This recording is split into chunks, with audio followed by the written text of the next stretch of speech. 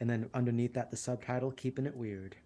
And You on know. that glorious little note, hello and welcome everybody out there in YouTube and D&D land. Before we jump into the action, don't forget to like, comment, and subscribe. All of those things help us out tremendously. If you're interested in supporting our community a little bit further, consider becoming a member here on our YouTube channel. Memberships start at just $2 a month, and you gain access to some really cool emotes. If you are interested in joining any of our games, we have open slots available. Be sure to reach out to me and let me know. All right. So, Bernie, tell us what happened last session. All right. So last time we had finished up our downtime back home in Tal'Dorei, and we made our way back to Sarsith Kittrell, where we spoke a little bit with what's his face again, the Dragonborn elder, Sir Sir Velton. Velton. That's the one. And well, we did. Um, well, we looked at our options going on further, and we've decided to make our way to the eyes of the lake, which is outside a village called Charis in Shorehas, and from there make our way further up northeast towards the Ebonglass Massif in order to hopefully track down Clover's father. While we also want to keep an eye out looking for these singularities. And on our way to Charis, we did have a bit of. We decided we didn't want to travel as fast as we could, and just enjoy our time out in nature for a little bit. And on the way there, we did have a few role-playing moments. First off, Byrne told everyone that he had, during our time in Tal'Dorei, he was contacted by his order, the Order of the Iron Oath, and been instructed to attend this banquet with some other adventurers who were apparently also operating in or around the Empire for different reasons. And he was instructed to tell them about, well, what we had learned about their leader, Trent Ickathon, which wasn't much, and also tell them about the singularities. So we have some allies now that are, well, we don't know them exactly that well, but we are at least under the impression that they can be trusted with these kind of informations. And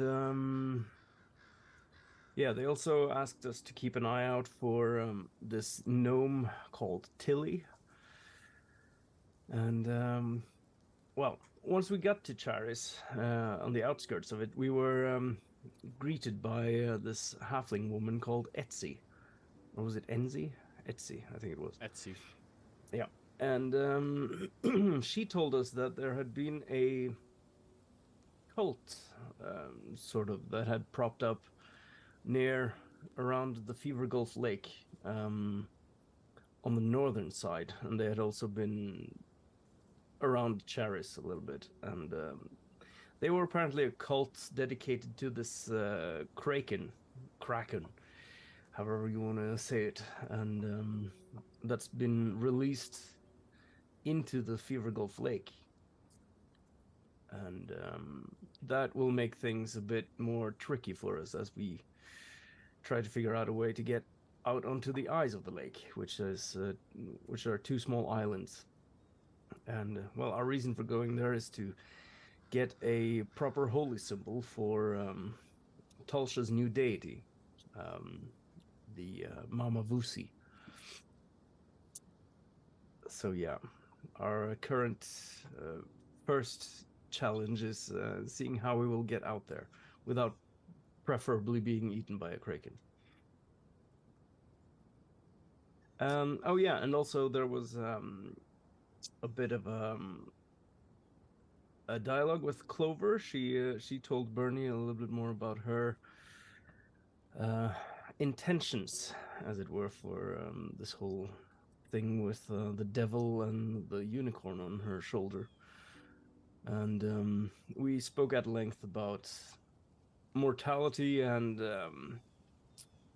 why things are the way they are a bit in the world, and sort of how things can be or should be changed. But yeah, so I guess that's covers the most important pieces. So, you all sit on the boat that Bernie is rowing across to the other side. For the first couple of paddles that you all experience, a few droplets of water splash out and onto the ship, and you all notice that it is a searing pain if the water touches your skin. Seems like this lake is unreasonably hot. Keeping that in mind, you start taking extra care not to splash about, Bernie, which does slow down your progress pushing through the lake itself, but at least you're not burning your allies to death from splashing water on them. As you... Yeah? How could a kraken live in this boiling lake? Well, maybe it's, I don't know. I don't know how krakens work. Sort of, are they actually like supernatural in? I mean, extra planar, extra dimensional, or what you want to call it. They're not. No idea. You can roll me a water vehicle check utilizing intelligence, Bernie. Oh no. As a Let me sailor, find you can sheet. know things. Yeah. There we go. Sheet is loading. Oh. Water vehicles with intelligence. All right. I'll use my recap inspiration for this.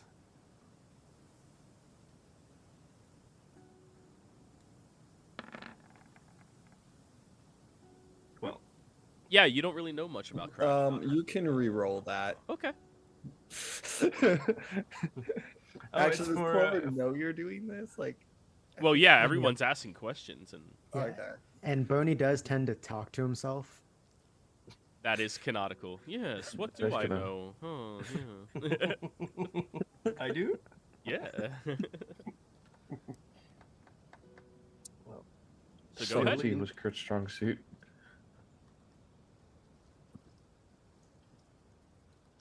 Oh yeah, re-roll it. Yeah, that's what was, yeah. Mhm. Yeah. Sorry. Jeepers. Oh well, it's one better. 13. You know that though they are creatures of fable a lot of the time, they are in fact real. You're not quite sure if they are supernatural monstrosities or beasts, though you expected if they were beasts that they wouldn't be so terrifying. Right. Well, I don't rightly know if they should be able to survive in this water, but well, if this Tilly person has actually been around here, I don't want to speculate too much, but I suppose we can assume that she might have some thing to do with this, and I'm not sure if she's able to change a creature to be able to live in this kind of, well, condition. Maybe. Maybe. As we're, well, seeing as we have a moment here, there was one thing I forgot earlier to mention. Those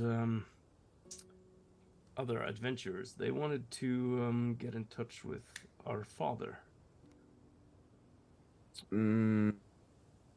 for purposes of learning more about this serum. I told them I would reach out to him, but that it was eventually his choice whether or not he wanted to. But I was wondering, Tal'Dorei, if you could do one of those sendings to him and see if he would be. How do they know about him in the first place? Because my Well- knowledge is that he's presumed dead, hence hiding. Right. Well, they were wanting to know about the serum, and I told them that our father is actually an ex-Volstrucker. Bernie, Yes. you're not supposed to be telling people that. I mean, we already know they know stuff on us that they shouldn't. Well, I decided to trust them, and I had also been instructed by superiors in my order that I was to be as helpful as possible. Did you at least check for seeing if you were scryed on during that time? I did not make any such precautions there, but I trust my superiors to have that well in hand. In such cases, when that is, yeah. She just kind of looks at you. Trust is very well and good. You should have trust in people, yes, but it's a war right now. I wouldn't be surprised if they somehow infiltrated your order and have spies in it.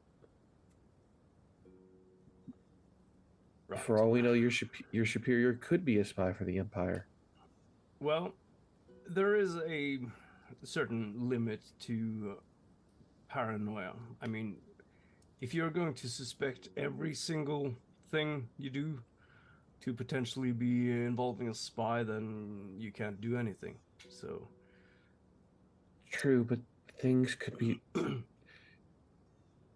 There's excessive paranoia, and then there's paranoia in the fact that you're in a war against wizards. right. And like you, I am fully aware of that, and so is my superiors. And, well, from what I gather, these other Argan and what were their other names again? I never was good with names. It was, uh, oh, it doesn't matter. It wasn't. Yeah, well, anyway, it's they seemed like a well capable bunch, I'd say. Although, right. Well, it's I mean, even a zone of truth of them just saying that they're not spies for the Empire would have worked. right. Well, you If see, they, when I am asked by my officers to go and attend a banquet with someone that they trust well enough to receive this information, then it would send a very bad message if I were to start doing my own precautions to ensure that, because that would undermine my trust in their authority. I mean, I get that, but you still could have even said, "I've been in the Empire for X amount Right. of Well, times. I it's know they're spies." Have they been under a zone of truth saying they're not spies? Just as a, I'm trying to be safe with this information. There's the right. less people that Well, know it, the better. I will say as much that if you cannot trust my order, then you can trust no one. I trust you. All right. Well, I've never interacted with your order outside of you. that's fair enough, I suppose. But well, I mean, were those people in Nicodranus part of your order too? Because then they sort of did put. You said that they did put Tulsha on trial. well, that's not exactly the same um, order directly. I mean, the Order of the Iron Oath is directly under the Tal'Dorei leadership. It's sort of it's an independent order to some extent, but it is part of the Church of the Lawbearer. And then it was under the Church of Lawbearer that it was being Exactly. judged by. Right. So it's not the order directly. It's the church has some more, shall we say, spanning authority. I mean, if I didn't trust you, I wouldn't have told you everything to begin with. Right. Well, in any case, what's done is done, and I have decided to trust them with this information. They told me that, well, I did require them to not actually go search out for him, because I told them that he wants to stay secret, hidden. It's So, not. but I told them that we would reach out to him and ask him if he would be willing to divulge this information to them. I'll do a sending after the eyes since we don't know what's on there. Right. And I prefer that we have all our capabilities, as we know what happened the last few times we weren't prepared. Exactly. Thinks of John, looks to Lily. Yeah. Well, you don't have to do this sending today. I mean, Right, I know. Just sometime soon.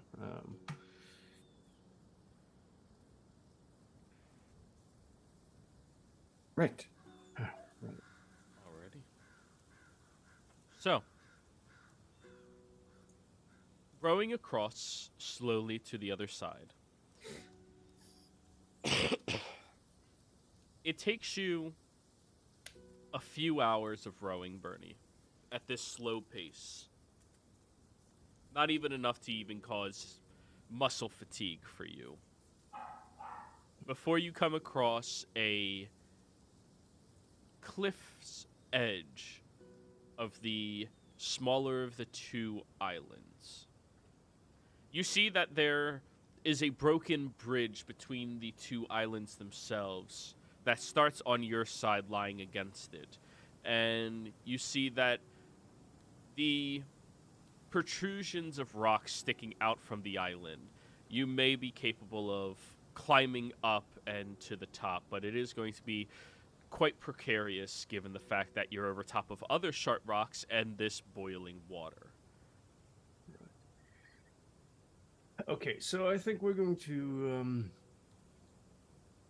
I'll take us over towards that outcropping over there. I mean, over there. I'll be rowing this way. So yeah. Jeriel, you're a competent climber, right? Yeah, I can get up there, not a problem. Yeah, so if you go first, then help secure the path up for the rest of us with some rope, and we have some climbing gear still, right? Yeah, we do. I can fly someone up. Sure. I mean, like Tulsa said earlier, it's better that we don't use too much of our... It's not magic. I'm just literally flying somebody up. I would say Can you Bernie support? or Lily then, as they're the two heaviest. Because of your armor. I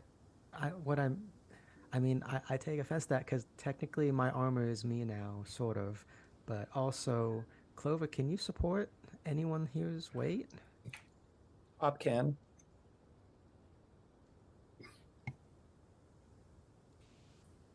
Hop can? Yep. Looks to Hop. The bunny corn. It's a Well, I mean, jackalope. it's not normally like that. You saw it earlier. You even saw it majestically fly down into a circle. I did. I don't think myself and Bernie did, but not the others. I'm so sorry to do this, Clover. But our contract is for me to guide you, not for you to use me as a means of transportation. Yeah, you're an aide, but you can't help me at any time. Well, the point of me is to help you learn, and one of the greatest things you can learn is enjoying the journey to where you are going instead of skipping over it. It's the DM saying, "Don't do that." As the Is DM Hop saying, talking- this creature is not your bitch. It will aid you, but you don't own a fucking unicorn. Like, to do your bidding. I thought she could order is it Hop to talk just- is he saying that out loud? Sure. Right. Well, there's some sense in that. Also, you should always trust more in your own abilities first and foremost. Okay, I'm just gonna float to the top of Hapanekra. Okay. That's cheating, Lily says a little bit while she's climbing up. You gave me these boots. I know I did. It's still cheating. So you guys climb up first, and I'll secure the boat here. Thanks. Jeriel, do you have a natural climb speed? Yeah. Okay, you climb up there, no problem as well. Lily, are you already climbing, or are you waiting for somebody to send you down a rope? Oh, I started climbing when the bunny started talking. All right, athletics check, please. Fuck. Here I'll we wait go. for the rope. I'll be right back. Oh, not bad. 15's not horrible, no. You end up climbing a good ways up there. Yeah, and Tosha and Bernie wait for the rope and then climb their way up here as well. It's a 5-minute long excursion in total to get everybody to the top. Bernie secures the rowboat down there, or he'll bring it up. I guess we'll find out here in a minute. I think he's cleaning up after Doggo. Oh, he's petting Doggo. That's fair.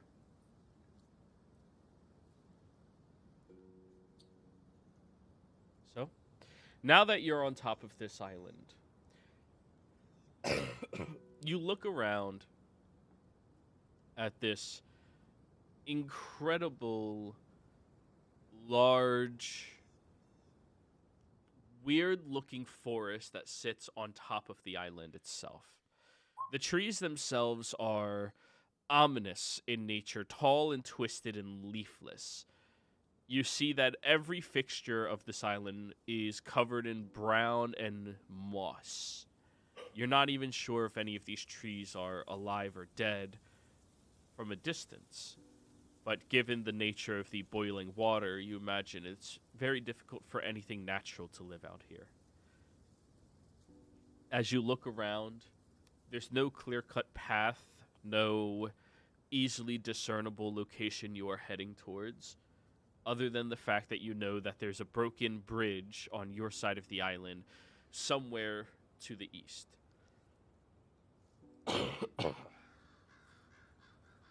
Right.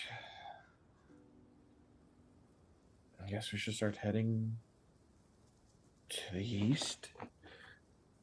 Everyone keep an eye out, as they did say the creatures like to live in the trees and are most active at night. So while I don't expect them to be hunting during the day, if we stumble across or get too close, I can imagine they would attack. I would use my sense to see if there are any fiends, celestials, or undead nearby, but I look over at Miriam's skeletons and the two things on Right. Clover's shoulders and just, well, there are. Right. So, Don't worry, I can keep a pretty good lookout. Just give me a moment. And Lily pulls up her shield and taps a few things on it. And I'm just saying that for flavor, but she's got a sentinel shield, so that helps.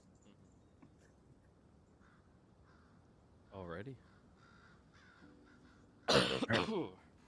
So, yeah. In that case, Lily, you keep an eye out, and Bernie as well, and I'll try to lead us there. right. Jerry, be ready in case something attacks us. and Miriam, keep your skeletons ready.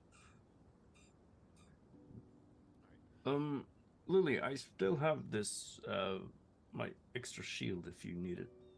But I mean, my shield's better, and it also matches my new look.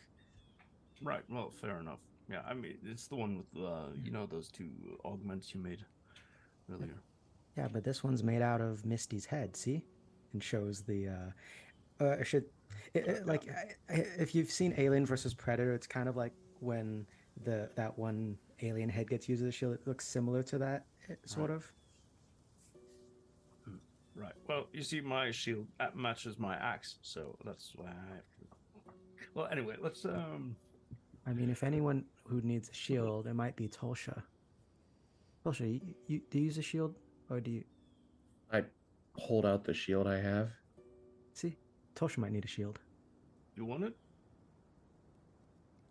Sure. It's got the eroding and magnetized augments. I'd have to attune to it, and I'm kind of full up on that. All right. Well, I'll just keep it in my back. Well, Yeah. Yeah. Yeah. Why are you asking this stuff now, Bernie? When we were Well, I walking? just thought about it. Anyway, yeah, let's keep on guard here. I'm gonna look at Tulsa. Do you see if there's any? I mean, you're a bit familiar with different kinds of vegetation and stuff, right? Not that there's much here, but do you think we should be on the lookout for any poisons or such? I mean, it's always safe to keep an eye out for poisonous plants. I'm well familiar with what their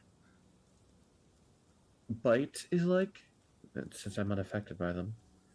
It's more of just poison's more of a spice for me. Similar to how for Lily hot peppers are a spice for her. Right. Okay. Well, if it becomes relevant, I can protect at least a few of us from poison. I'd have to use some. Well, let's just keep moving and see what's up ahead. I would like one person to roll me the survival check to try to navigate through the area. I would like up to two people to roll me investigation rolls to see if you discover anything along the way. And I would like everyone else who does not do that to roll me perception checks to keep watch. I will do the survival using session advantage. Go for it. I'll be doing perception. Lily does want to investigate, but in that case, can she rely on her passive perception? No! Dang. You're not passively perceiving while investigating. Clover You are can actively investigating. Yeah, Clover? Yeah, she can investigate. Alrighty then. One investigator. We Those love are- 22.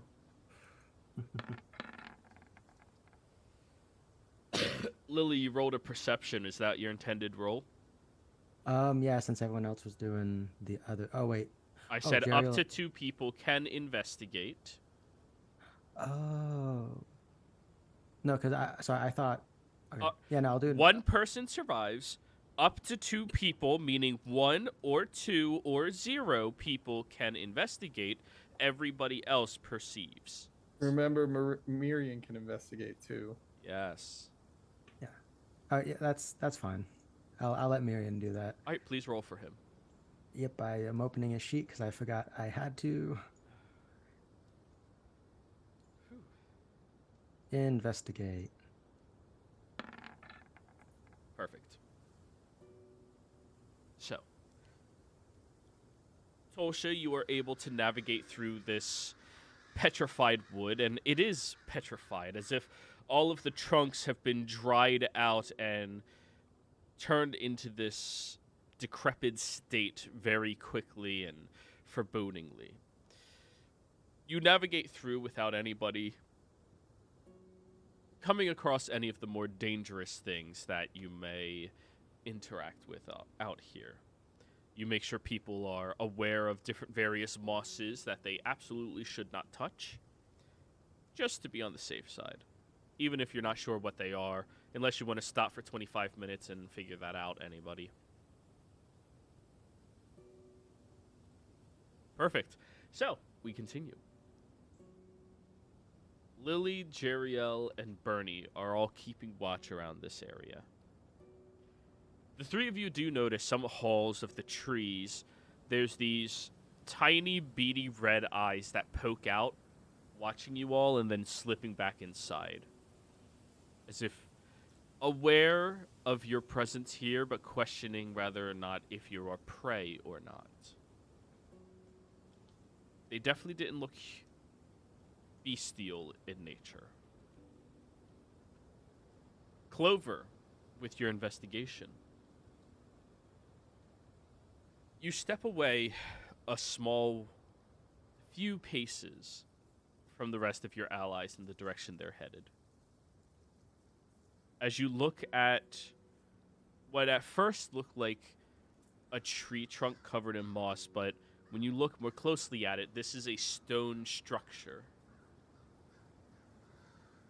You wander around to the other side, and you can see that this was once maybe a building or complex for individuals that would live here. You knowing full well of the isolated cults that once upon a time ago used to call this island their home, but are, well, since then dead because of the uninhabitable nature of the island. But you do discover this small little... what are those called? Terracotta vase. That's slightly cracked, but still sealed.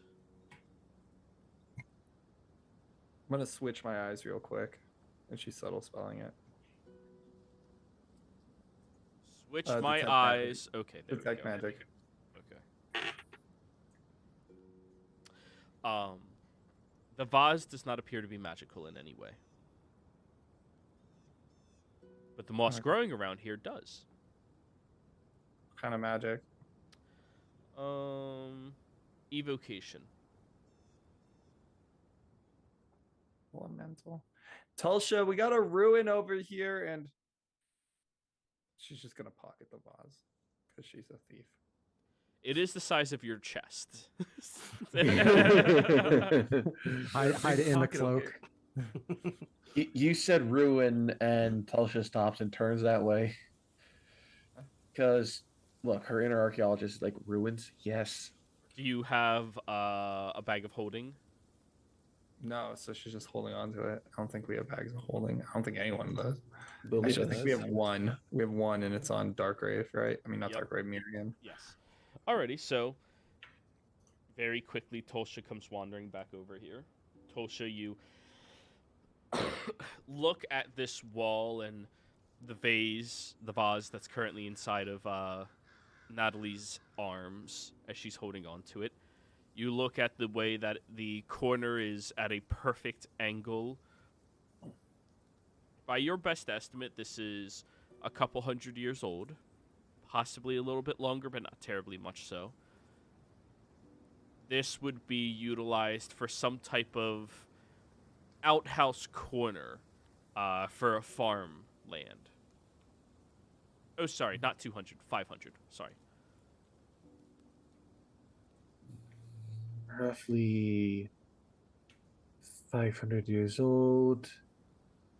Looks to be more of almost what looks like an outhouse for a farm.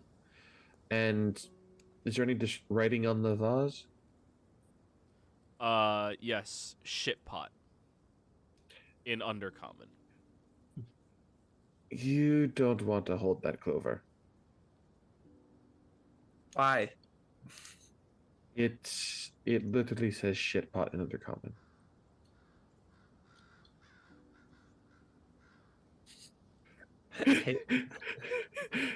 I said this out loud. Look at Ekra and then look down and just point at it.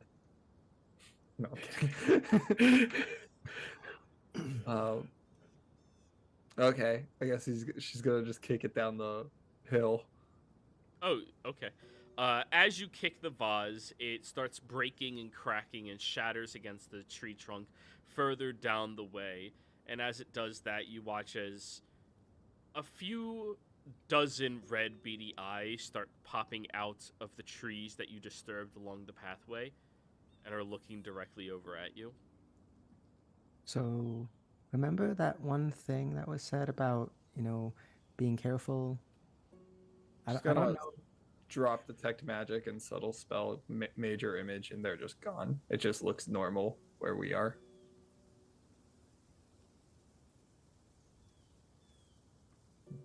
Wait, what do you mean by normal? Like, Looks like how it looked when we weren't there. We're literally covered up. She's an illusionist. Actually, she'll keep detect magic up. Illusionist mantle. Can you concentrate on? Oh yeah, that's right. Right. Well, let's try not to make a ruckus if we can avoid it. Yes. I mean, we are Can't. some of us are in heavy armor, but yeah, doing our best to avoid it is good. I'm trying to. Would I be able to know what possible civilizations were around 500 years ago? Or roughly what time period that was, if it was closer to the Age of Arcanum? It's closer to the Age of Arcanum than it is to modern day, but it's still like kind of that halfway point between the two of them. You are not well versed in Jorhassian history, so unfortunately, no. Okay. Well, it's after the Age of Arcanum. So whatever happened to these lands happened after that, but that time period is still closer to the Age of Arcanum than it is modern.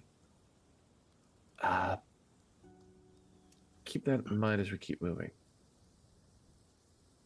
If things start getting older, then definitely be more and more cautious. Right. Well, your new deity, or what you want to call her, did she give you any sort of vision of what exactly we're looking for here? Or are we just traipsing about looking for anything that stands out? In her words, her old house. On the left eye, which is the other one. And that's where we're heading. Right. So that either quite literally means a house or a temple, depending on which methodology you wish to refer to as for a place where a deity lives, as many do refer to it as like a house of a god, as a temple. Well, sure. Yeah. But I mean, remember, we were also looking for evidence that there may have been a singularity here, or still is. Right. So Clover, keep an eye up with your magical detection and keep an eye out for anything that's strongly magical. You are going to be our magic eyes, and Oh, don't try to. I can't do that anymore. All right.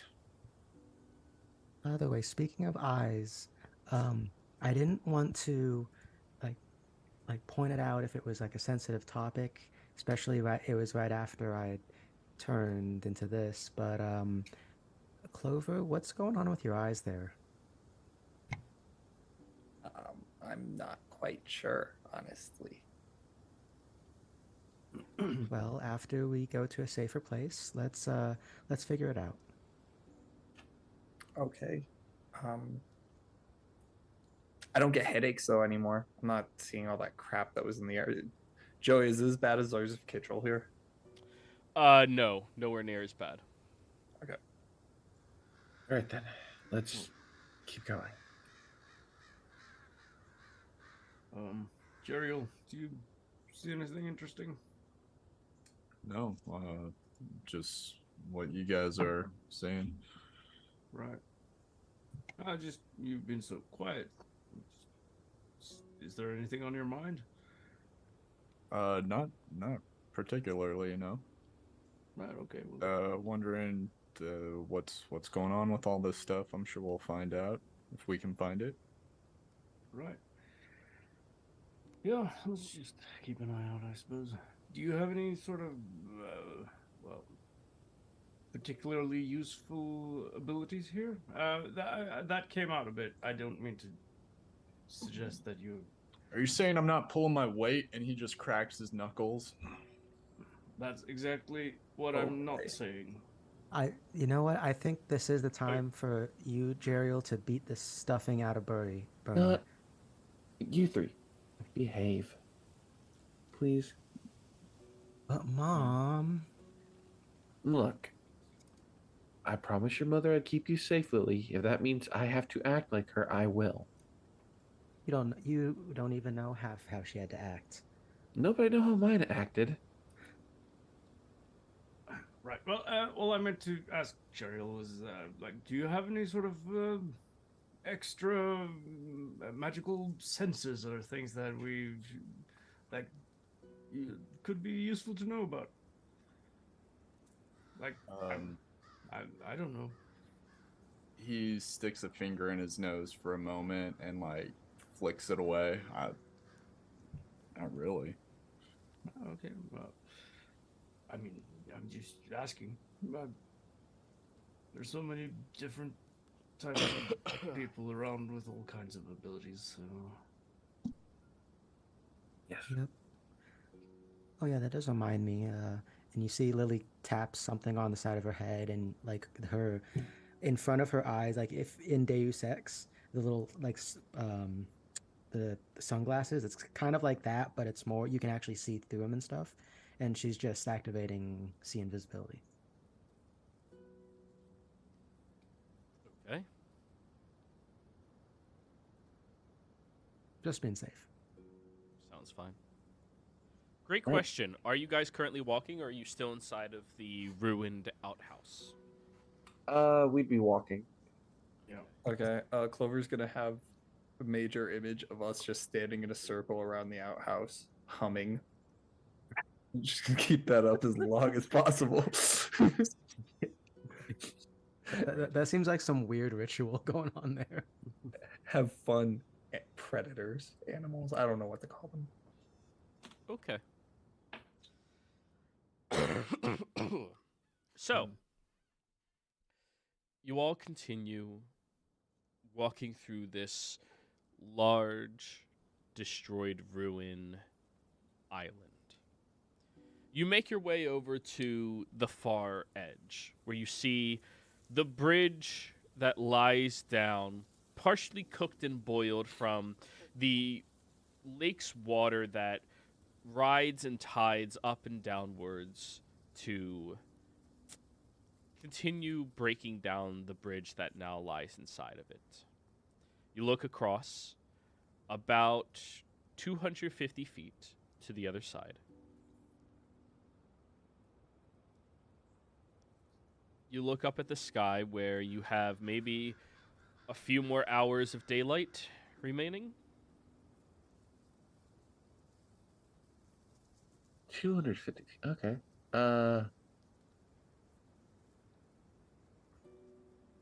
Looking at the destroyed parts of the bridge that are in the water but down below, how much of it is still above the water? Maybe 40 feet. But a lot of that is waterlogged because it's just lying soaked in the water. Right. Well, I'm gonna fly to the other side, and I guess Hop can't fly any of you. Uh, yes. Well, what I can do is, if we're quick, I could use control water if Lily, you do water walking. If you have that prepared, please tell me you do. Well, you see, I didn't expect to get to the lake or be crossing it the same day, so I did not prepare that particular protocol. I could just tie a rope on the other side, and you guys could like shimmy across. I could tie 2 ropes if you want to hold one and rock. 250 feet. Do we have enough rope? I mean, I don't doubt we have enough rope. It's just that's a long way to shimmy. It is. I'm just Hop, you know I could just order you to do this, right? I don't know. It's you don't need to order poor Hop to do things. I'll. Hmm. I mean, we're not Ekra in. will chime in at that point. I told you, she's just a manipulative, lying, stupid little bitch. Well, we're not in any particular rush right now, though, are we? So, and it's starting to get somewhat late, and we might as well have to set up camp. So maybe we could cross it tomorrow if you are able to set up that protocol of yours. Then. Yeah. Joey, quick question. How high, so the bridge that goes across, like how high is it above the water, or is it like touching the water and stuff? It's like 30 feet on the low end, your end, and it goes all the way up to about 80 feet on the far end. Oh, so it rises. Yeah, you'd be climbing at an incline. Hmm. I have an idea. I haven't done this before. But since there's no dead creatures around the side of the bridge, are there? You don't know? Would Can you I like take to investigate around to see if you can find any bones? Bodies, if preferable. Yes. Okay. Do, do, do.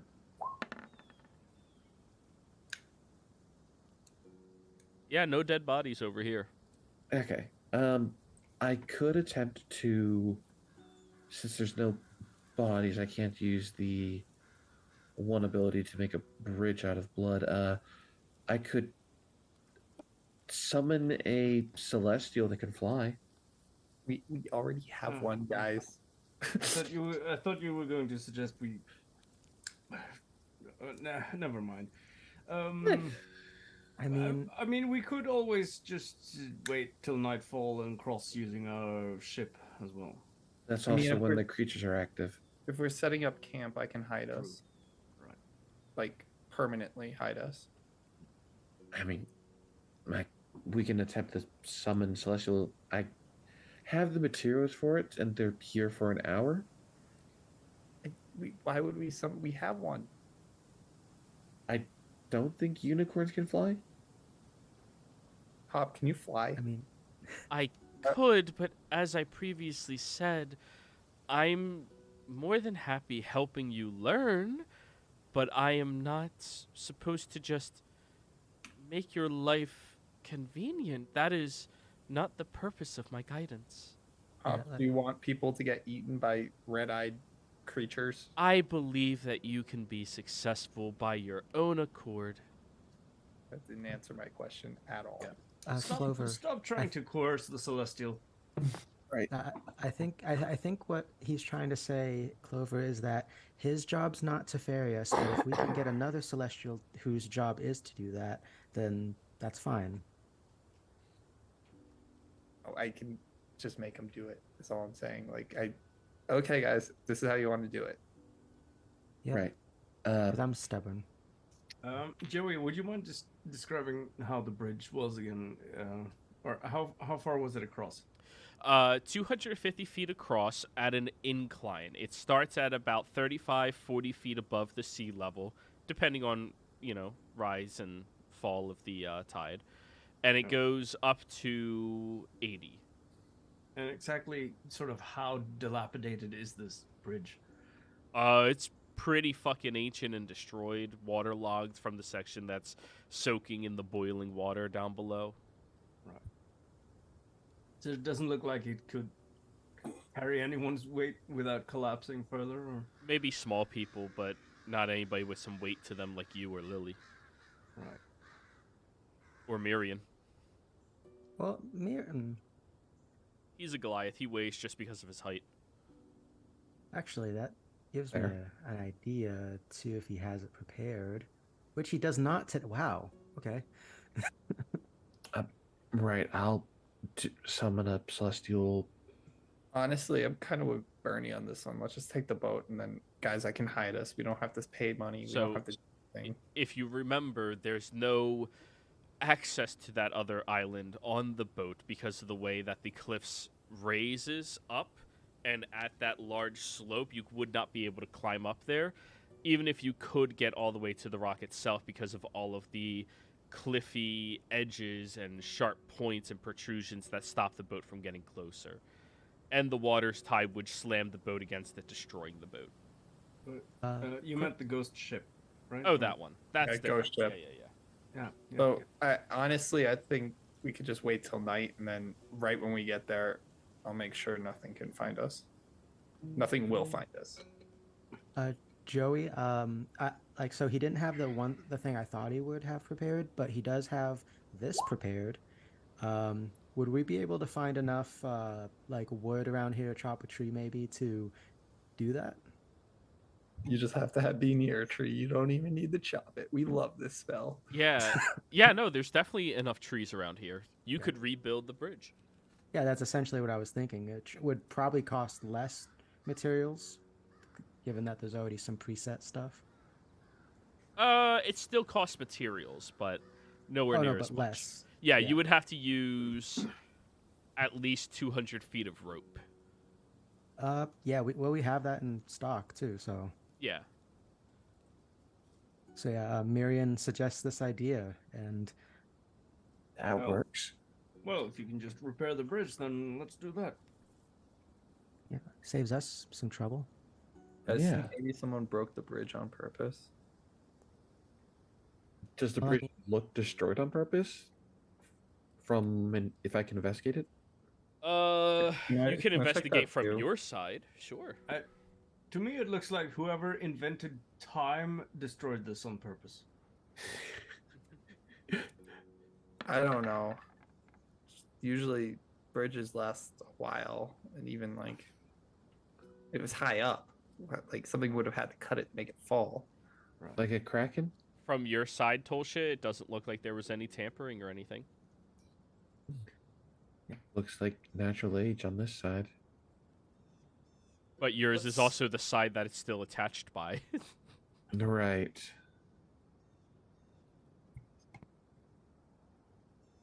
Let's just hope that Kurt's company of mercenaries aren't nearby. Well, maybe they're the ones who broke it so many times. Then who Bert, knows? I'm still not sure what this group is or who Kurt is. I think he's your brother.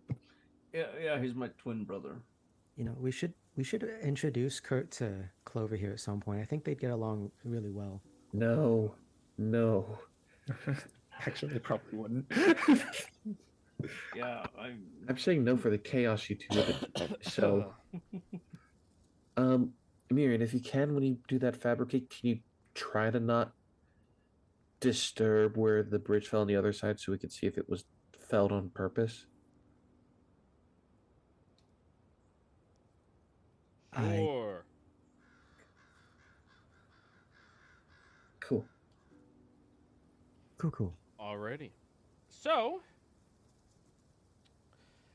over the course of 10 minutes, you watch as different trunks of these trees are being broken apart and reconstructed into solid planks that the rope you guys are sacrificing also ties and attaches onto the bridge that's currently there, lifting it up and bringing it over towards the other side magically.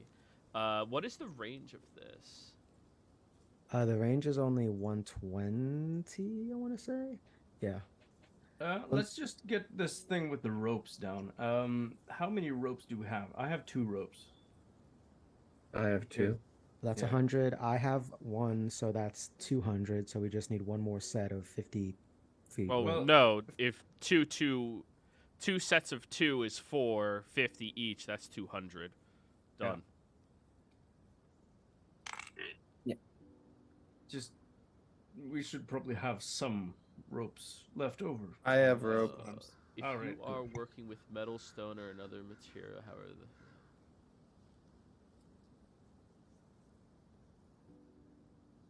oh, he's gonna have to cast this multiple times. Yeah. It only creates something large. This is 250 feet across. That's pretty large, but yeah, I see what you mean. 250 is not pretty large. That is gargantuan. You'd have to do it at least twice then.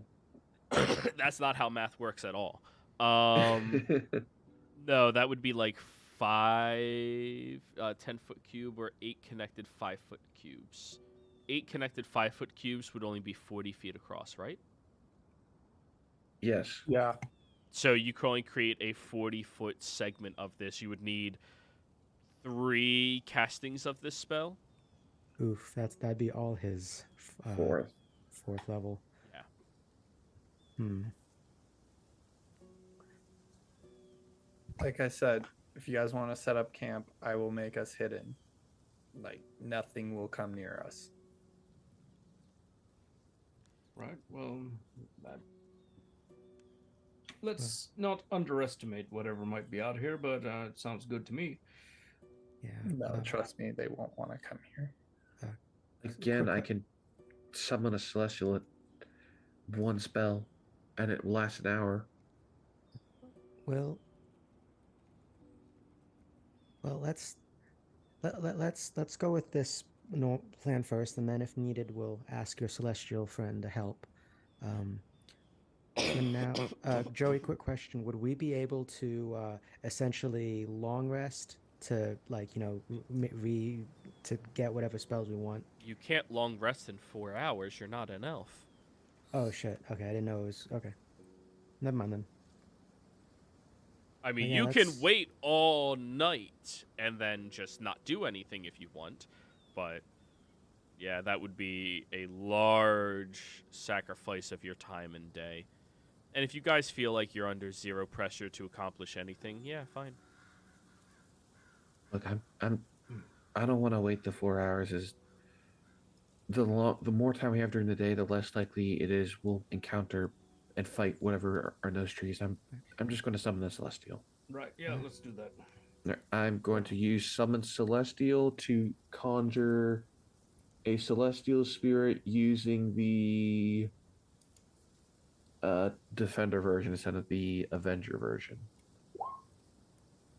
which they have a 40-foot fly speed for the purposes of this. Alrighty then. You summon your celestial, and it will gladly, well, not gladly, but it will obediently ferry all of you over to the other side. All right. By myself, thanks.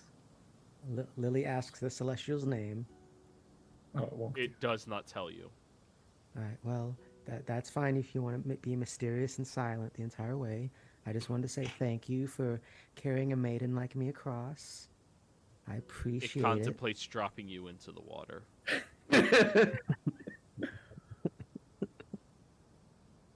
I thank it, and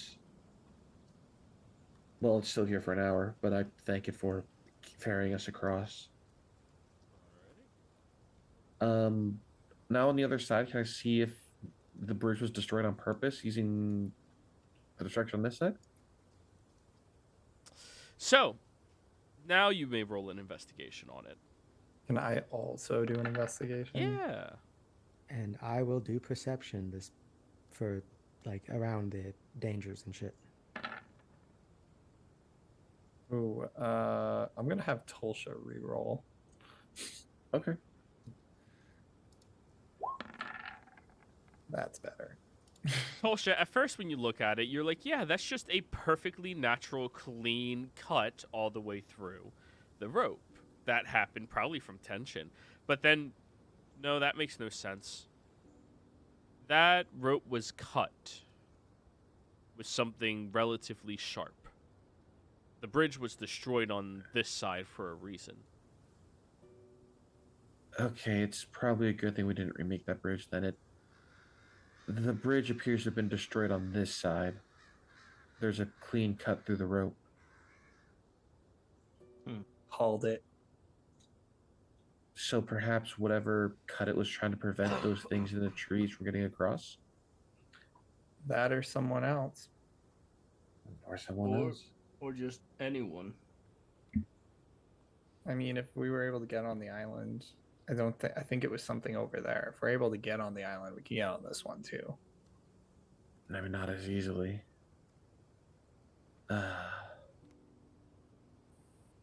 Definitely keep an eye out then. There's a higher chance that there guys want- could be someone living here. Do you guys want to set up camp or keep moving? Let's use the remaining daylight as best we can. I keep Okay. moving, yeah. Yeah, now that we're across, let's make as much progress. All right. And I guess we're looking for an old house. Signs of Or- civilization, yeah. Or the foundations of one. I don't know if Tulsha, if you were Mama Vusi, who seems like a cool lady, by the way, where would you set up your house on this island? If it was boiling water around the time that she was here, away from the water, so close to the center of the isle. I mean, for safety purposes, yeah, but I think that also, I don't know, the water has a sort of like aesthetic to it. I mean, this Mama Vusi, she never told you about ever being like a fisher woman or anything like that, right? No. You know anything about what she was in her mortal life? She used to be mortal, wasn't that the? I don't know. She said her and her sisters have been around, or her and her family have been around for a long time. Right. Okay. So I'd say let's start by heading towards the center of the isle. As even if there's civilization on the coast, there should be at least a path in the middle to connect one side to the other. Right. That or there isn't happen to be any worn walkway leading from the bridge, is there? No. Whatever was once a pathway has been overgrown and, well, covered with the growth of the natural expansion of moss of this island. Okay. Right. And I say we just start searching. Heading in and towards the middle, towards the other side, and then loop around once. We should split up to cover more ground. No. That was a joke. That, Bernie, you gotta work on your delivery. Whenever you do try to cause chaos, Don't.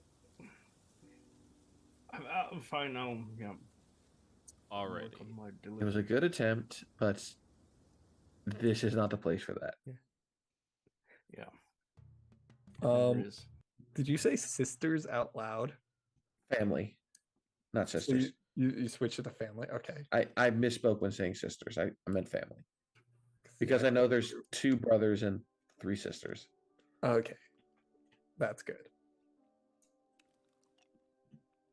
4 sisters, 3 brothers. 3 of the sisters are the Fates, and then her. Yeah. Yeah. I'm just talking about the ones that were still alive. Oh, yeah. And excluding her from the situation of how many she had. I gotcha. Yeah. So, I mean, yeah, go ahead. I was gonna ask, Tulsha, Tulsha, if you have any sort of way to contact Mama Vusi, now might be the time to just be like, hey, we're here at your old island area. Can you give us more specific directions where your house is or something? I probably could through the commune, but I feel this feels more like a quest to find it, one that we're supposed to do at our own power without guidance. Pilgrimage. Pilgrimage, almost. I mean, Yeah. Let's just rely on ourselves for now and see what we can find.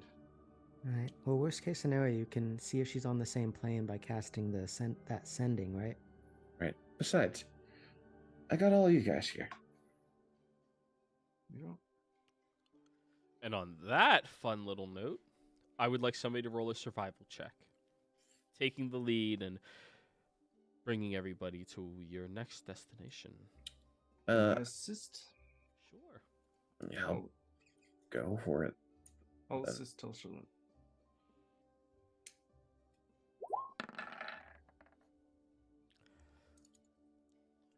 25. Wandering across this section of the island,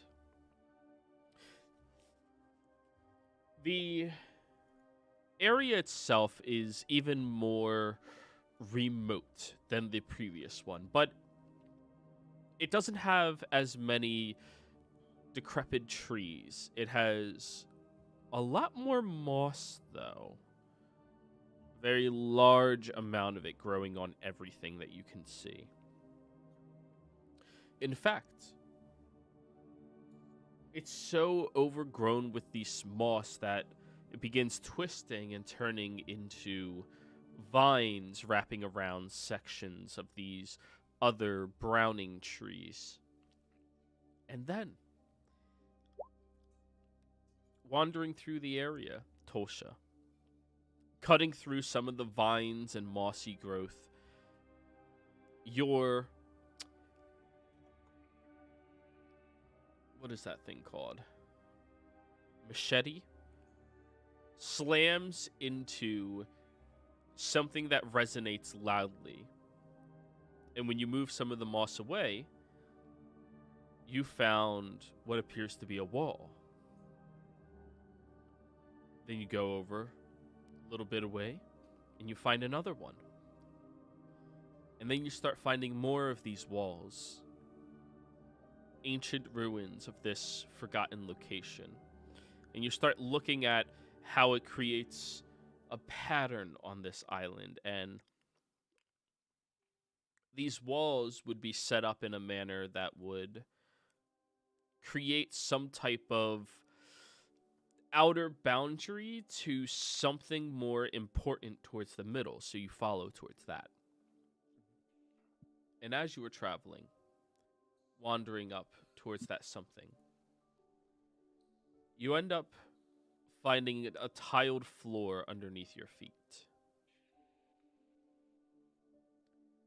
The tiled floor seems to be ancient and overgrown with moss, just like everything else has been. However, it gives you the sense of civility, the sense of creation here. And it reminds you that these ruins were once people's homes. Continuing following around, you cut through a few more large branches. And then you see what appears to be a broken and cracked platform with these odd archways placed around it, some of which overgrown and others are broken down. But you seem to have found the centralized location here on the Misty Island. All of you should be able to see, correct? Yes. Yep. Yep. We're Her at farther vision than that. What's your dark vision? 120. Okay. her inner archaeologist is screaming discovery, but she's trying to reel it in. This This thing is... belongs in a museum. As much as I agree with you on that one, I would not take it from this place. Merely from... People used to live here. People used to have their daily lives here. They... Home, hearth, where they worked, where they loved, where they had joy, sorrow. Yeah. But now it's lost to time. Do any of you know exactly what happened out here to cause all this? Was this because of the calamity, or? I mean, how old do these structures look? Guys, this might be a bit late information, but all the moss is giving off evocation magic, so it's probably growing unnaturally. Tolsha, because of your archaeologist background, I can tell you that this ruined structure is for rituals, persistent rituals to be cast from an ancient civilization. It was constructed by humanoids, not any of the Fey adjacent ones, though. Would be more native to this plane humanoids.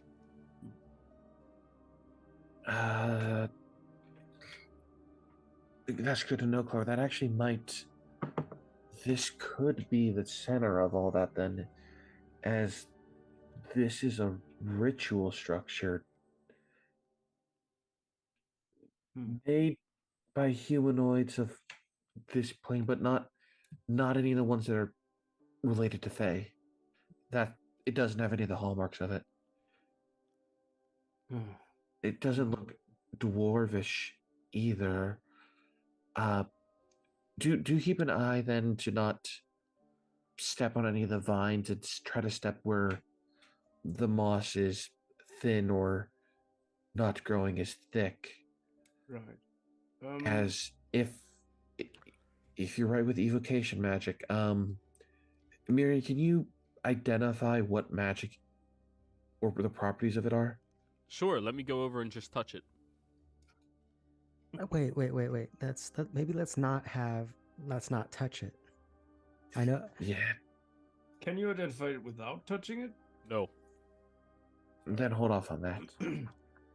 Hang on a moment, guys, and I'll pull out the magic map. No. You all do see Clover's like wandering away actively. Clover, stay close, please. I was just looking at something. What? Well, this is like a big, she's gonna point over there, opening. And I was trying to get around, but it's kind of silly because I could just float over this stuff. I was going to try to carefully walk up there to take a look. Okay.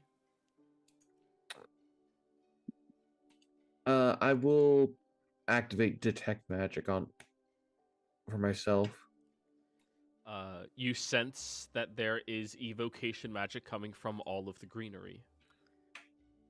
As I will keep an specific eye out for any trigger mechanisms or magic emanating from the ritual structure as I slowly and carefully move up the side of it, avoiding the vines and the moss. Okay. Show me the path that you walk. And meanwhile, I'm just trying to get a sense of this place by looking at the map. Okay. Gonna go here. As you step right there, you feel a slight shift in the tiles that you are walking upon as your weight kind of redistributes and it slides slightly downwards. Not collapsing, but definitely completely unstable up here, Tosha. Bernie, it would appear that somewhere around here, you see my ping? Yep. That there is an entryway into an underground structure.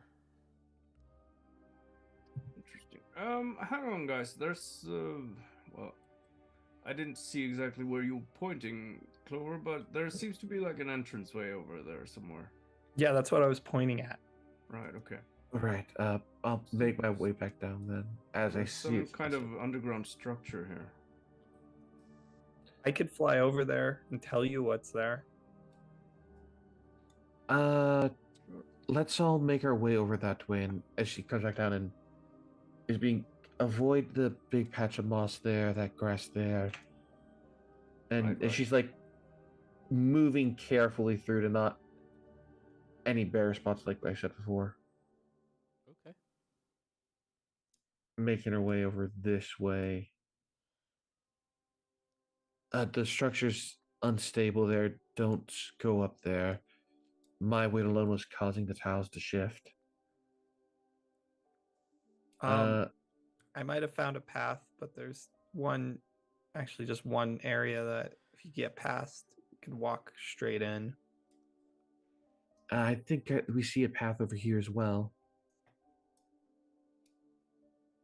Isn't that moss? Yeah, it is. Uh, Tosha, Go back. Yeah, we're Bernie, go walking back through as the well. moss. Right there, Tolsha. As you step into this area, you feel the stonework that you've been walking across so far disappears, and at first you think you're about to free fall, but instead you're caught, but sinking into something. And when you look down, you see the mossy overgrowth is bending and bowing downwards, and this large section of incredibly hot mud is reaching up and twisting around your legs and sinking you in, kind of like quicksand. She's not going to panic. Clover, show me the path that you walked. I'm flying. Okay, how high? 30 feet. Why? Oh, I'm just asking. Yeah, just over, not touching anything. Yeah. However, Bernie, could you give me a hand? As she is doing her best not to panic, as she knows struggling in quicksand will make it worse. Gerald, do you have any rope? I don't have any rope anymore. I have rope. Clover's I gonna. run across and I pull Tolsha out of it. I run across whatever this substance is and Yes, just you pull do. her out. All right, I need you to give me an athletics check, Jeriel. Sure. I'll do session inspiration. There you go. Meanwhile, I'll just step on top of this stone here. Guys, it's like. I think it might be safer my way. 22. We love 22. You do love 22. As you run across, grabbing by the back of her shirt and her shoulder and start twisting and pulling and continuing your pathway, you drag her all the way to the other side as the mud begins to settle and the moss pushes back up to the surface yet again. Just be careful there and show us the right way, okay? All Now, right. Tolsha, you did suffer during that time 3 points of fire damage. Okay, it is very, very hot. This is clearly sitting on top of a source of probably water from the lake or something volcanic to be that hot. Hey, are you all okay? Yes. It looked like the mud was actively trying to like drag you into it. It felt like that. I had detect magic up. Was the mud magical? The moss on top of its evocation? It could be some kind of protection then built in by the moss. At least my theory was right. Avoid touching moss. It's probably covering other traps like that. Bernie, are you able to step around that trap using those rocks? Or do you need a hand? That was my plan. I'll just give me a moment here. Hop, and I'll try and hop over to this other stone. Yep. With your strength score, you can easily hop between those rocks, no problem.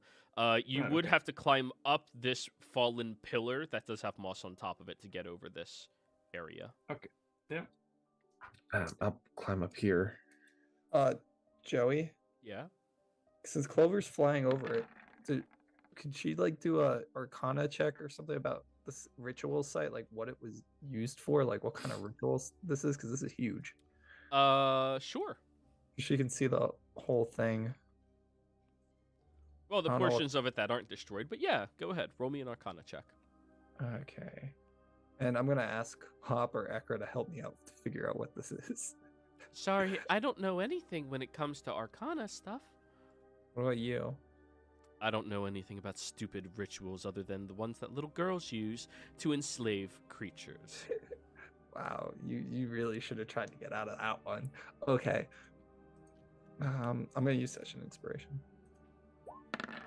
Does a 20 get me on top of the... We're gonna pillar? re-roll that. Yes, it does, Bernie. Climb up there, no problem. Arcana again. I'll keep my axe in one hand. And Yikes, we're gonna re-roll it again. be ready to lash out at any vines or things that might try to Please roll. ensnare me. God, you were doing horrible, Clover. We're gonna re-roll it one last time, then I'm done with this. 21. That's not 22, unfortunately. Hate to see it 21's the, happen. 21's a mortal enemy of 22. There's a lot of circles actually, it would be 23, but that's a different mathematical situation. There's a lot of circles involved, which means you're thinking that this ritual has something to do with continuation or cycles or power. But that's all you can really discern. Simulation cycles or power. Now, Bernie, you're standing up there, weapon at the ready in case any of the vines just decide to start tripping you up. Yep. And how far down is it to get to the ground there? Oh, it's a really far 5-foot drop. All right. Then I'll just hop down. Okay. All right. Oh, that's easy enough. All right. Lily, can you give me a hand up here? I'd prefer not to walk across that moss. Yep. And Lily will lift Tolsha up because she's got a good strength score with her stuff. Alrighty. You easily lift Tolsha onto that section of this fallen archway, and when you get up there, it's a little unstable, but so long as you don't move too quickly, Tolsha should not begin breaking or falling down. When you look around, inside of the mossy growth next to you, there appears to be a skeleton stuck inside of the moss, completely coating over its body. And then you look down at the rest of this structure, and you see what you've been looking at this whole time, just with a bit more of a bird's eye view. There seems to be a lot of circles involved with this ritual. I know ritual spells, and could I try to look at it from a religious point instead of an arcana point, or would this still be like an arcana one? It would still be an arcana one. Can I give it a shot, see if I see anything that Clover might have missed? Sure. Couldn't we just like burn away this moss or something? No. Don't do that. Since it's emanating evocation, this is clearly magical. Magical moss would be easily destroyed, and I'm afraid that it would end up making you look like this skeleton right here, that's covered in moss. Tolsha, you realize the same thing Clover realized. And when you look down inside of this opening crack, there's supposed to be a path that leads down there, Bernie, but you don't see it visibly. Seems to be hidden with mud and dirt on top of the rocks, as well as some of the vines. Gonna hop over to this side. I mean, What? from the map, it looks like there should, like right there, that there should be some entryway. Maybe there's some kind of illusion there, or I can dispel magic. Joey, Lily's still got her see invisibility up. Does that help with anything? Not currently, no. Okay. Nothing invisible is near you right now. Be very careful if you do anything like dispel magic. Wait, I'm gonna- if it's you said it's an illusion. If that's the case, has anyone tried throwing a rock at it? Well, I didn't say it was an illusion. I just thought maybe it could be an illusion. Well, there's There- one way to get through a minor illusion, at least. Well, it could also be that these rocks that have fallen there just cover the entrance. Maybe there's some just like a hole or man cover we could go in.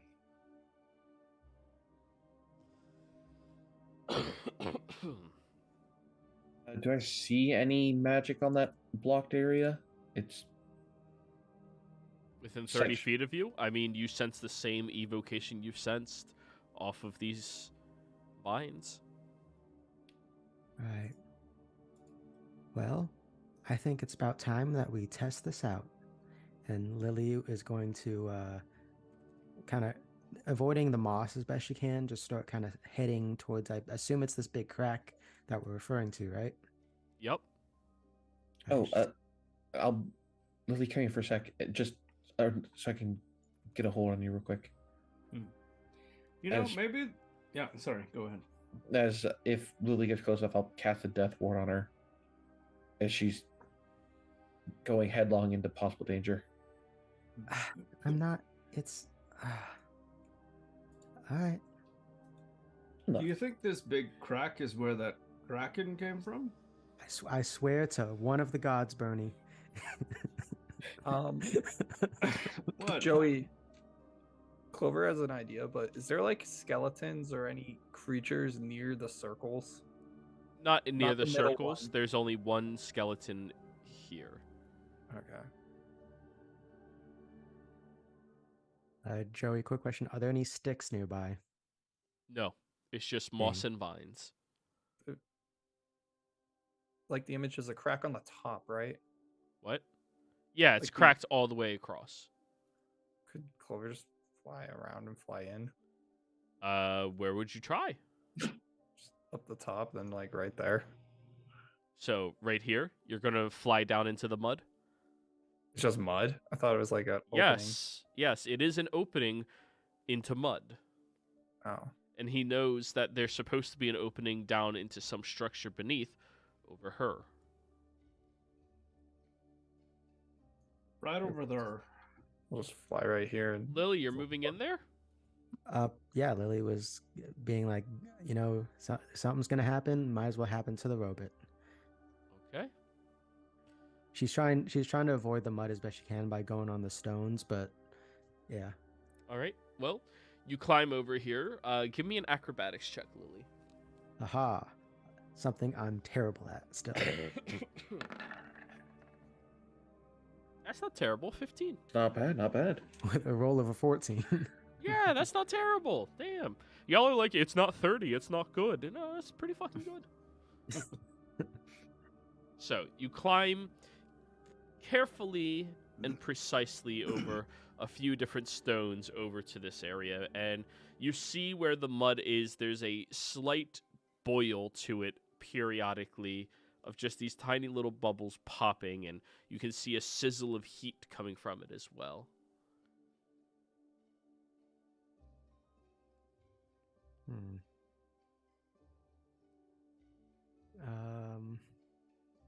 Lily will look around to see if she can find like the entrance that Tulsha was looking for, or is it that the entrance is covered? Oh, It's I guess I covered didn't test- completely by the mud. Lily's gonna test something that may not even do anything. She's gonna you're gonna see her hand, like the fingers kind of start like outwards spin around, and then an electrical charge starts building up in it as she is just going to shoot the mud to see if it does anything. Alrighty. You send a bolt of energy down into the mud where it separates with a splash, and you see a small hole form and then begin to get filled up with this mud yet again.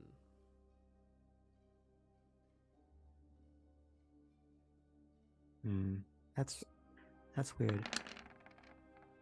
She'll call out to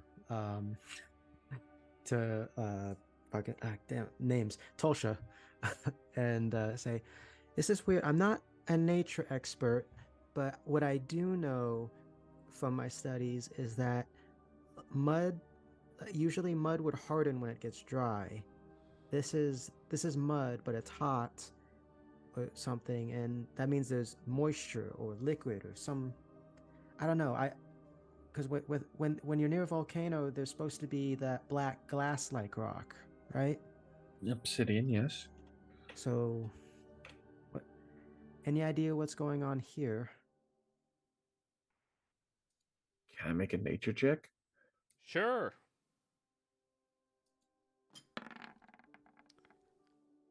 No, not really.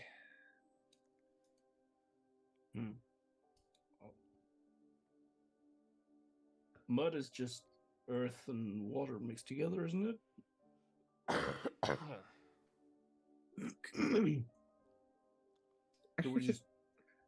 Do we have any way of sort of drying it up more? Would create or destroy water work to dry up mud by removing the water part of it? Create or destroy water would destroy the water in the area. I mean, I can attempt to destroy the water there. But that might work. It's a big might. Yeah, well, it's worth a shot, isn't it? Yes, she'll move carefully this way to make her way onto here and then down onto the rocks here. Okay. Roll me an acrobatics check, please. I'll assist her. I'm standing on top of the stone here and just reaching out a hand to help her get a better handhold. If that works, I'll take it. Sure. 15, good enough. Okay. And then need to make over that way to there to there. I could toss you. I could catch you.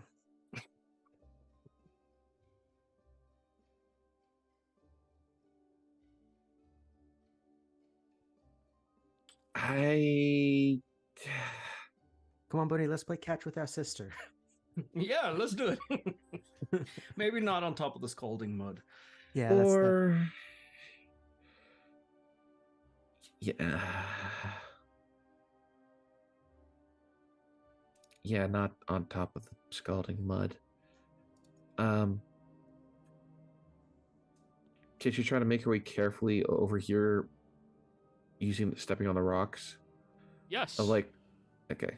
You can certainly try. Roll me an acrobatics check.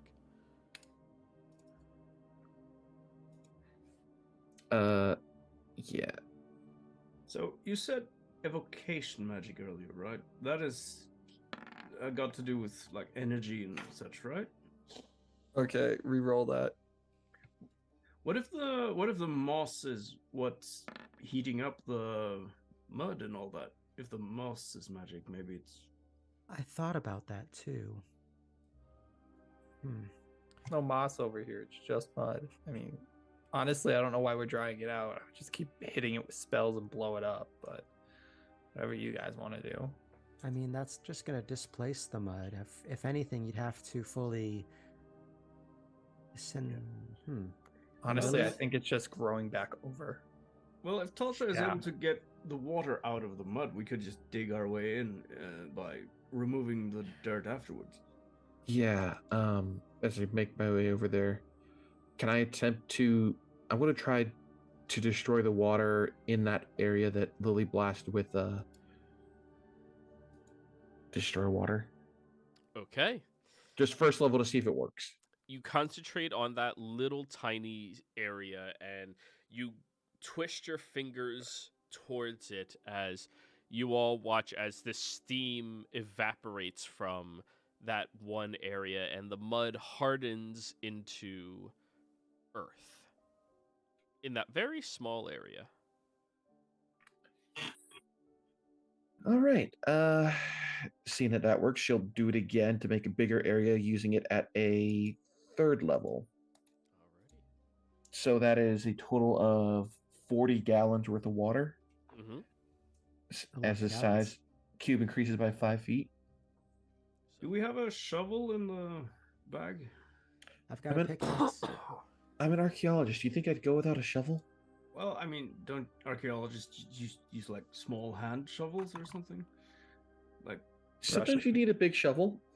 Well, I don't pull know. out a shovel that's on the side of my bag. You create a solid 5-foot square, about 10-foot deep hole or dried segment of earth after destroying the water inside of it. You pull out your shovel, and as soon as you slam your shovel down into the earth, it cracks open and you start pulling it away, sending it flying behind you and digging deeper and deeper until you remove that entire segment and you now have a 5-foot hole down into the earth itself. Takes you a few minutes, but now that that's done, Tolsha, Clover, Lily, Bernie, the four of you aren't quite sure when this happened, but some of the vines have wrapped around your legs. Oh, that's Uh-oh. probably not a good Clover's thing. And floating. How high? Like she's just floating above this area, but like that would mean it would have to like literally Oh, come out. then exclude Clover from this. The other three, the vine seems to wrapped around your legs, and you're not sure when that happened. And by the time you look down and register that that has happened, they very quickly squeeze, twist, and grapple onto you all, keeping you all stuck in that one location. As you notice from the rocks themselves, these larger vines begin forming and twisting into almost humanoid-like shapes as some forgotten sentries begin moving out towards you for disturbing their ritual grounds. Oh, Oh, we're no. in danger. And we will be back after break for you guys to fight them. Jeez. I somehow knew it was going to be the vines that did it. Yeah.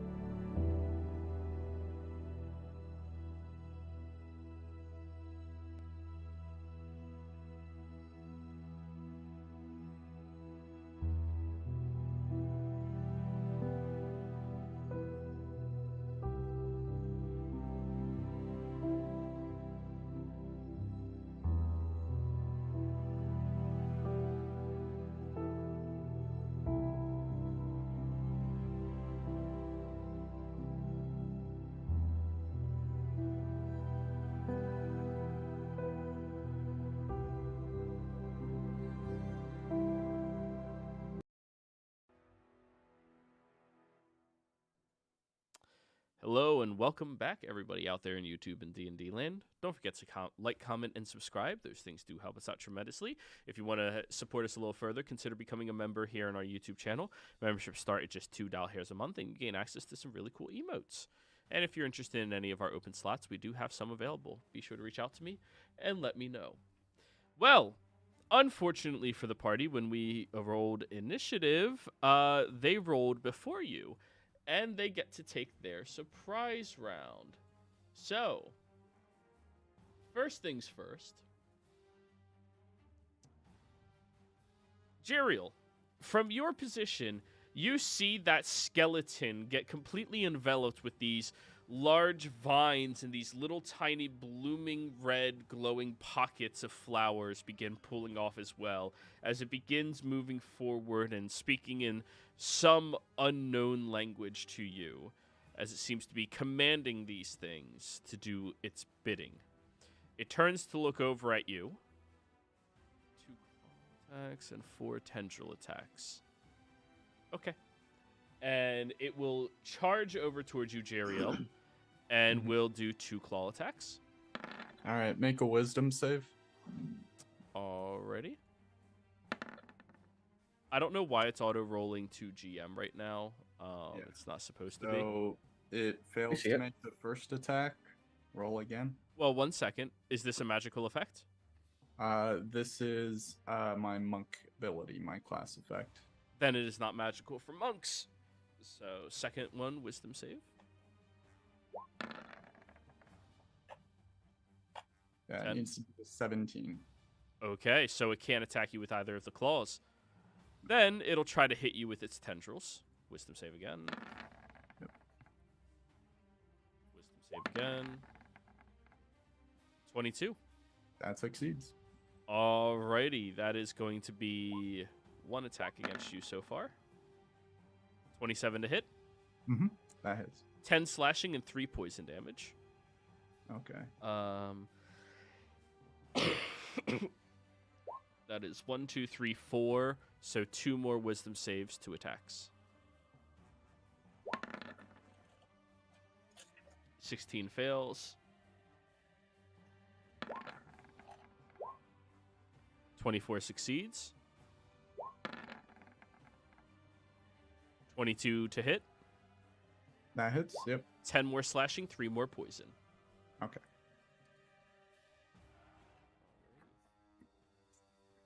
Now it's time for the golems to go. So your class ability, is that whenever any creature tries to make an attack against you, or do they get to ignore that if they succeed once? Yeah, it's basically the effect of the sanctuary, and it only lasts until I actively engage in combat. So it goes away when I take my first round of combat. Okay, cool. The vines. This one has Bernie grappled. Bernie, you're blue. This one has Lily and Tosha grappled. So, already.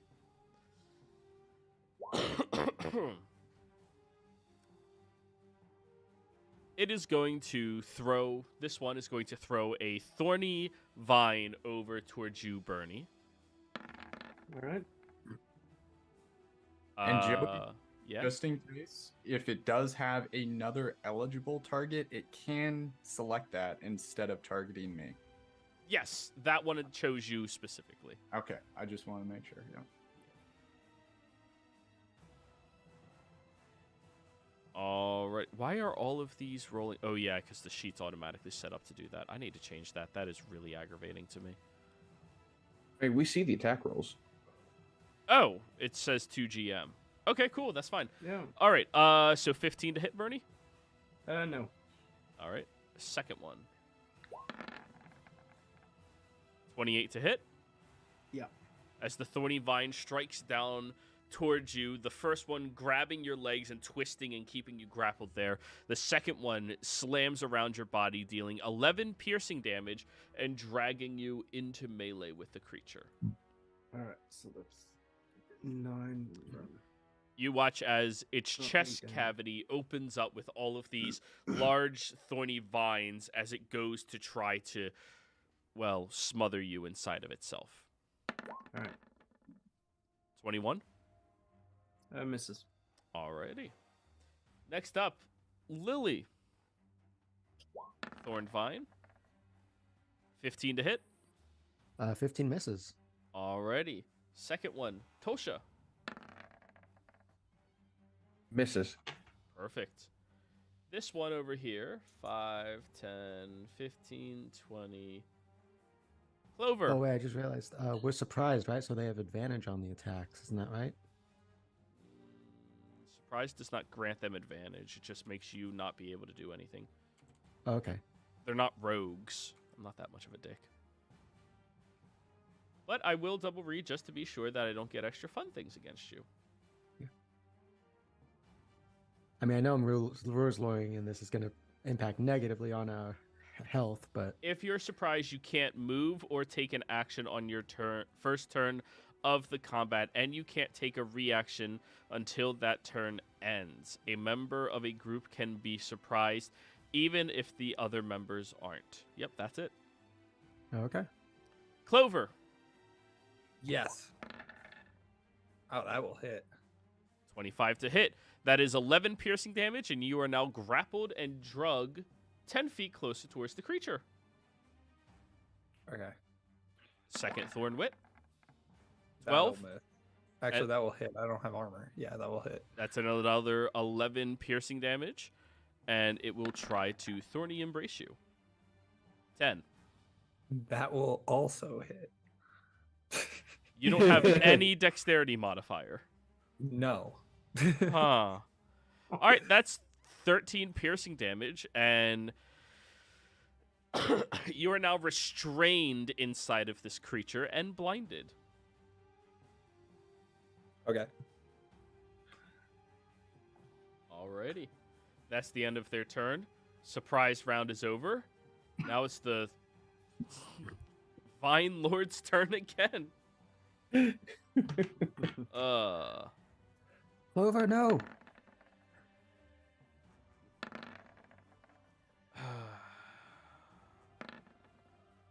Come on, is that the best you got? Let's do it. Alright, one attack. Alright. Two attacks. Yeah. Alright, there we go. There we go. Jerial is in character taunting this thing. 16. 16 misses. And 22. There we go. Yep. 10 slashing and 3 poison. A lot of 22s. You're going another aspect of this, right? We don't love 22 when it's against us. We love it at all times. No. I abhor it. Alrighty. And it is going to use its spore sack on you. You've been hit by it a total of what, 4 times now? 3. 3 times now. I need you to give me a Constitution saving throw, DC 14. Sure. That's going to be... I think my roll 20 is going a little slow too. It's been like 5-second delays on the dice rolls. Yeah. Any day now. There it is. All right. 14. Ooh, perfectly fine on 14. You watch as these tiny little sacks that it's been striking out towards you begin glowing more brightly, and you watch as the first one explodes, and you see these vines trying to pierce through your body as well as trying to grow out from you, but you manage to swipe it away and swipe the other 2 away from you as well. This creature not only wants to kill you, it wants to turn you into one of these other creatures that are attacking your allies. Now the vines go again. Bernie. Yep. Get hugged. 9 misses. Fuck. All right, vines. Vines. 25. Yeah, that's a hit. 11 piercing, and you're still grappled. All right. Alrighty. Lily. 12 misses. 12 misses. All right. Tosha. That's a miss. All right. Did it hit you last round, Tosha? No, it did not. Okay, cool. Clover, get hugged. Yeah, they'll hit. All right, 13 more piercing damage. Gotcha. Are you concentrating on any spells, by the way? Your boots are Fly. letting you hover. Oh wait. No, she doesn't have any spells concentrated. Okay, on. just making sure. Well, it's going to move closer and attempt to throw out a thorned vine over at Tosha. 19. 19 is my AC. All right, that'll be 11 piercing damage, and you are drugged 10 feet closer towards the creature. Can I am grappled by the other one? Yes, you're grappled by the loose vines, but this one is one of its extensions. Its arms that are grabbing and pulling you closer. Okay. All right, that has one more. Yeah, Tosha again. 15? Yes. Alrighty. That's the end of it. Mirian. So I just realized Miriam prepared a spell where it's just like, oh, I've waited my whole life for this. So yeah, he sees that family's in danger. He's going to get to right here, right there. And the one that has Clover, since Clover's the only one to get engulfed right now, Miriam is going to cast Blight on it. On which one? The one that's got Clover. And Tosha. Okay. Roll it in And Tosha. chat. Oh, spell description as well, because these are plants. I can't save at disadvantage. And it takes max damage. So straight con save. Well, shit. DC 17. 6. Haha. And since it's a plant, it takes maximum damage. So 8 times 8 is 64. 64. Thank you. 6 necrotic damage. Alrighty. The creature takes the large blighting attack coming from Miriam and looks pretty hurt after that. Does Marianne have any bonus action stuff she should do? Not really. Deploy Yeah. skill. No, deploy skeleton's action. Anything Yeah. else? No, that was it, and I think it was a solid thing. Yeah, 64 damage. Yeah. We take that. All right, so he's all done? Yep. Alrighty. Lily, your go. Yeah. Quick question about haste. I'm trying to remember. So, the way you ruled it, is it so you the action to cast it? I don't get that hasted action the same turn. What? No, you get the hasted action on the turn. You just don't Okay, have your cool. primary action because you use that to cast haste. Okay, in that case, yeah. Primary action, you see like a bunch of like lights are starting to come from Lily, like some of the crevices, as she activates her overdrive armament, which is haste, on herself, and her arm cannon comes out fully, and she will go ahead, take a shot at the one that's got Clover. Okay. Disadvantage because you are in melee with this one over here. Okay, dokes. Give me a sec. Hit that. Okay. Shit, it doesn't have the ask. Oh wait, no, I need to find that. Sorry, it's the. I was looking for the thing where it says ask for advantage toggle, essentially. There it is. And lightning launcher, go. 11 misses. Fuck. All right, Oh, I that was should your have done hasted that action. You only get one additional attack. So, all done? Yep. Yeah, that's it for Lily for now. All right, Clover. Clover's gonna say to both Hop and Ekrat, kill this thing, order, and she's also going to 5th level psychic lance on it. Psychic Lance on a tree golem. I mean, it's moving. It's obviously sentient. Okay. Roll that in chat, please. Yeah. Put it in there. 5th level. Woo. Show spell description. Yeah, let me. I thought it was gonna put it. There we It- go. There's that button at the bottom there, yeah.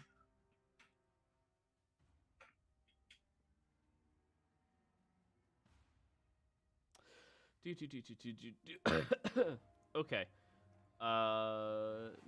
Wait. You unleash a creature. This is psychic damage, right? Yeah. Okay. Poison psychic. Got it. Yep. As you attempt to do that, this creature, though it is moving sentiently, it does not seem to be in full control over itself. All right, that's my turn. Alrighty. Jeriel. Yeah. The one that's been swinging at me, I take it it's this guy here, the closest. No, this guy right here. Oh, I can't see it. Like right below my character, it's all. I have like this cone going directly below me of non-line Yeah. of sight, so I can't see anything below me. You have no field of view. Yeah, that's a. Oh, that's because you're standing on top of something that has a dynamic light on it. Let me just Okay. delete Okay. that, So and that probably solves the problem. there it is. Yeah. So that's the guy that's been swinging at me this whole time. Okay. I Yes. thought it was this guy. All right. If he's that close, then I guess we're just gonna dance here. That's fine. I will take 2 attacks against him. Go for it. Let's see if clocking him in the head does anything. 17. 17 will hit. Okay. First one. I'll be for 15 damage, and I'll attempt a disrupting strike. So Constitution save. You are high enough level that your attacks count as magical. Just confirm it, right? Yes. Okay. Correct. Yep. Con save? Con save, and he's only taking the bludgeoning, no force. No force. Okay. He is successful on his con save. Okay, and second attack coming in. All right, only a 12. 12 misses. Okay, and then I'm actually going to bonus action dodge and jump down here, kind of taking a position to guard Miriam Alright. and Bernie. He will take an attack of opportunity at disadvantage Mhm. with the tendril. Okay. 15? Miss. Alrighty. That's it. Alright. Holsha. Okay. How high off the ground am I right now? About 10 feet over the pit, 5 feet off of like the platform it's on. Okay. Yeah, I'm going to have to do this. I'm going to attempt a blight on the creature that's holding me as well, because I have that as a domain spell. Alright, is that a con save? Yes. At disadvantage because it's plant. Straight roll, so 19. So 19 means it takes half of 64. Is Or no, half- 32. It's 70 because of a bloodletting focus and spell level, so that is 35. 35? Yes. Oh, it's just barely still up. And then bonus action spiritual weapon. Because I have spell driver. Yeah, about time. So go ahead, swing-a-ling. 14 to hit 14 just barely hits. for a total of 13 points of damage. So, as you unleash your bladed attack against the creature, it seems to dodge out of the way from it the second time, but then your weapon appears behind it and slices into its back, dropping it down onto the ground. In a heap And and pile, you and Clover are now free. I don't know if I could try to grab onto the ledge as I fall. Unfortunately, your hands are very busy casting 2 spells. That's fair. Yeah. So I take 10 feet of fall damage then, I guess. Yep.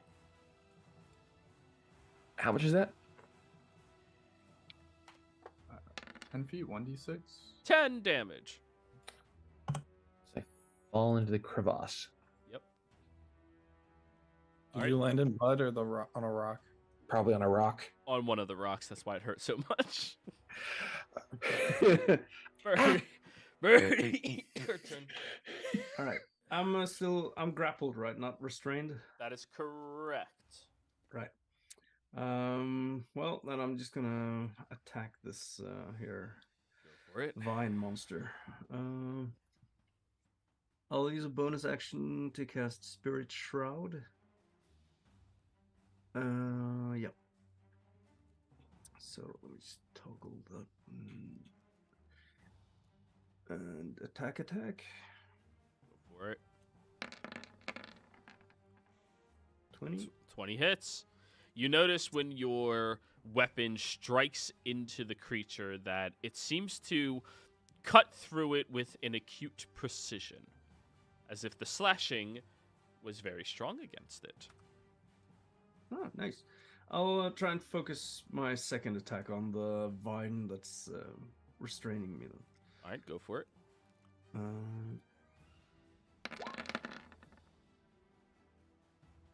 12 misses, I assume. 12 does miss, yes. All right. All right, all done? And yeah, I can't use my move action to move away, right? No, you're restrained. Yep. Or sorry, Oh. you're grappled, yes. Yep. All right. Yep, that's it then. The Vine Lord is going to be pissed off and lunges down towards you, Jeriel. Okay. It has disadvantage on all of its attacks.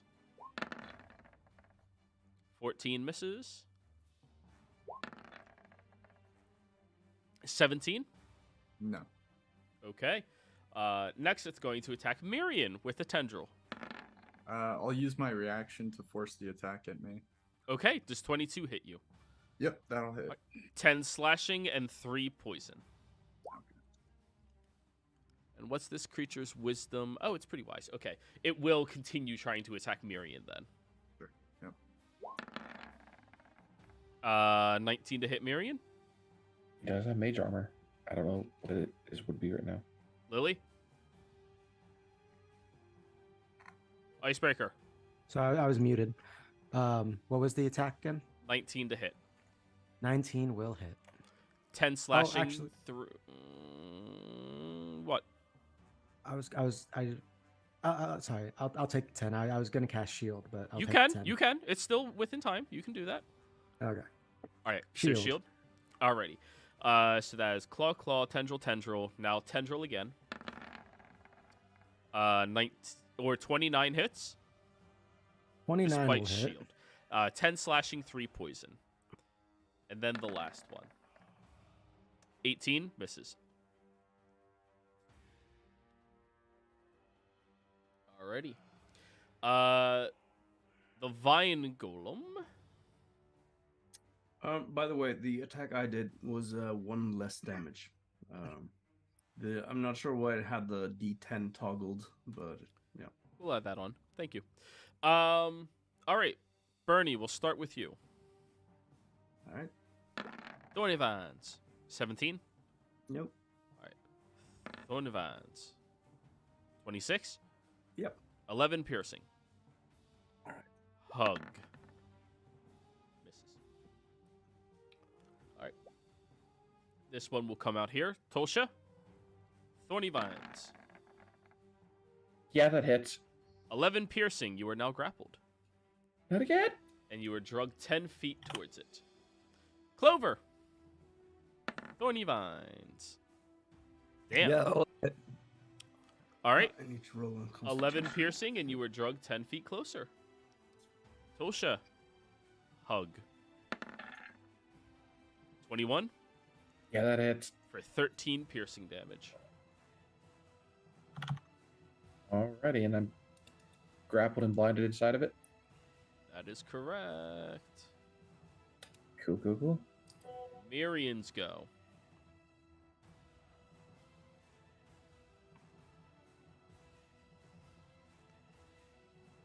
Sorry, I keep forgetting me and Darkgrave's not here for some reason. Yes. Huh. So once again, so there's someone attacking Miriam, but then there's someone got Tolsha and Clover again. Yeah, I think Miriam will once again cast another blight on the one that's picked up Clover and Tulsha again. So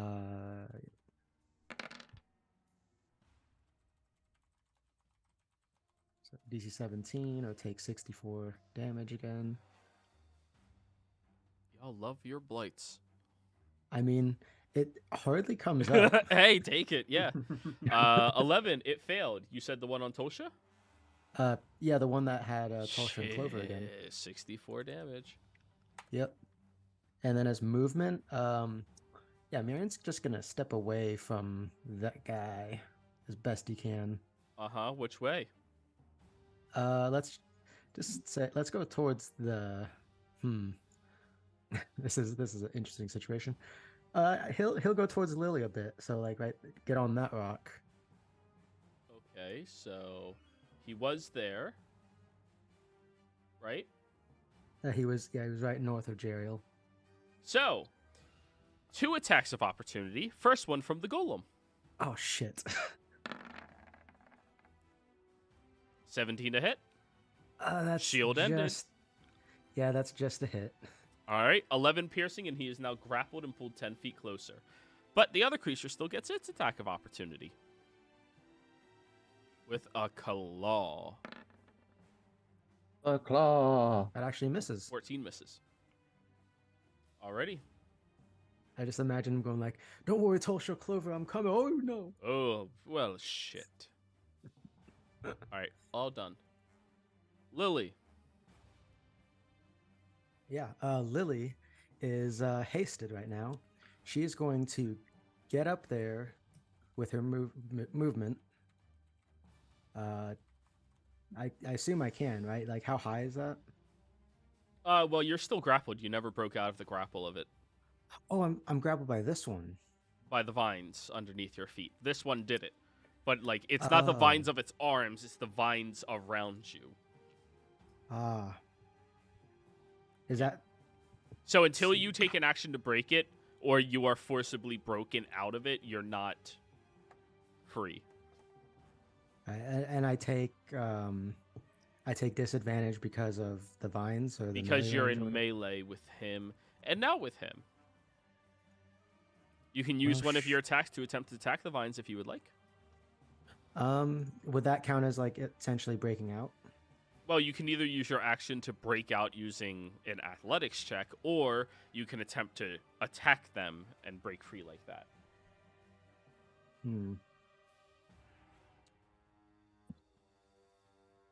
Shit. Lily is going to. Fuck. I do have an extra action. So yeah. So in that case, yeah, Lily's going to use her action to release her special breath weapon from being a dragon forged. And it's similar to her previous one. However, rather than doing an elemental sort of damage, it's more like a shotgun blast as fletchets of metal and steel like shoot out of her maw, and it does slashing damage. So let me find the. Where are you aiming that? Right. Sorry. I'm aiming it essentially down in this cone to get that vine out of the way, as well as damage that one. I think that's the right. 15-foot cone or 20-foot cone? It should be 15 feet. Then it can't hit So- both. It can hit one or the other. So I can't hit both the vines and the vine holder.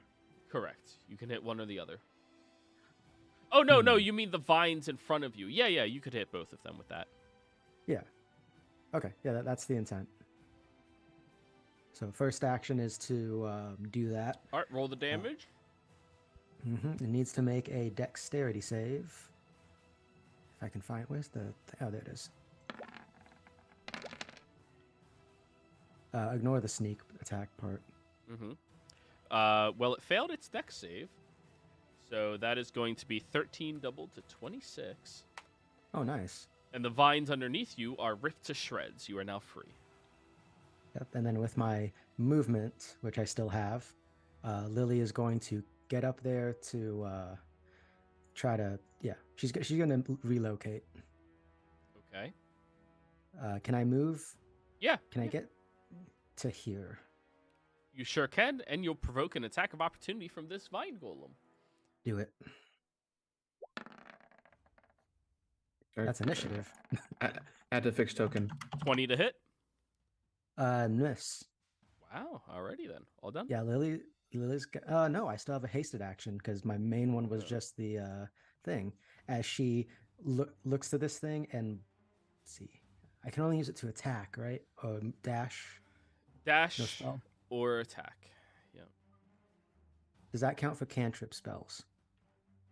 Dash or attack. Okay, in that case, attack. I did not mean to roll at an advantage, but 21. 21 hits. Nice. And so it she blasts it, it will take the sneak Which because one? Tolsha's The one on Tolsha? yeah, the one on Tolsha. Because Tolsha's near it, so that it'll take the sneak and the lightning, and I'll use my once a turn ability to do that extra lightning to it. So a total of 13. Yeah, 13 damage. Perfect. It's looking pretty hurt. And that is Lily's turn. All right, Clover.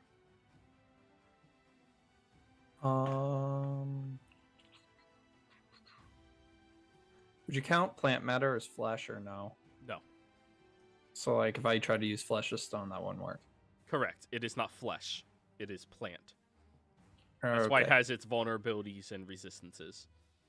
Gotcha. Really do much. I guess I'll just heal myself. We'll do cure wounds at 5th level.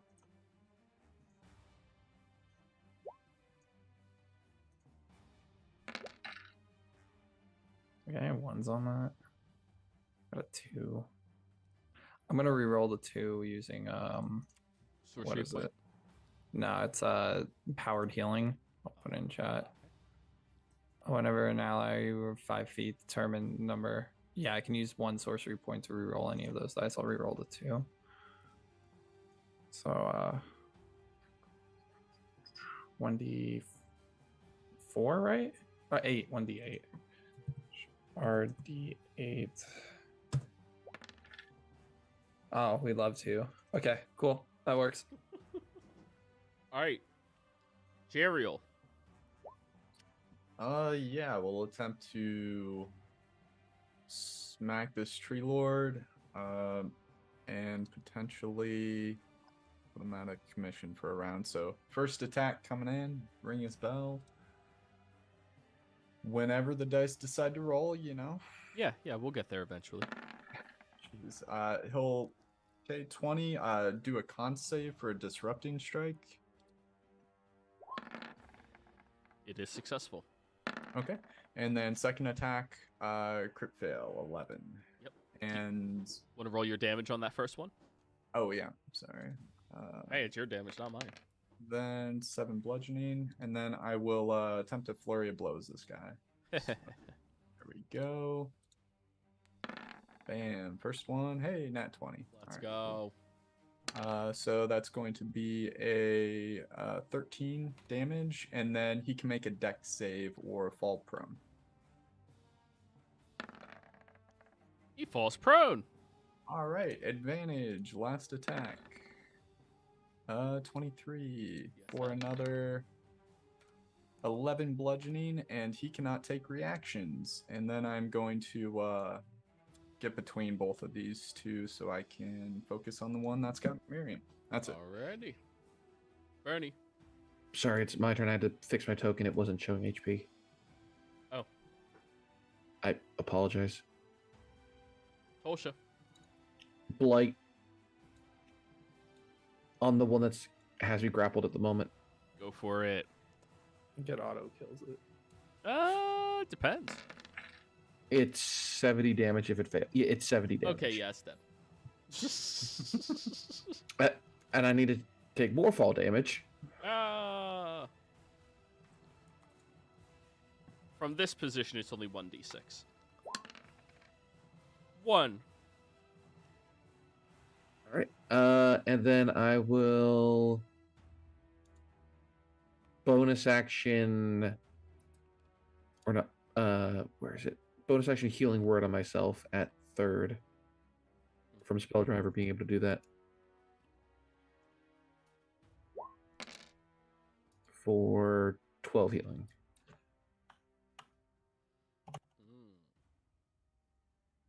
All done? Now it's Bernie's turn. All right. So let's see.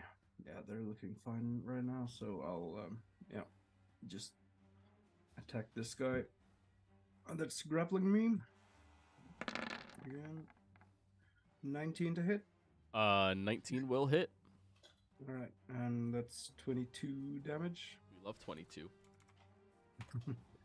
I'll fuck it. I'll put on a smite on that one. Go for it.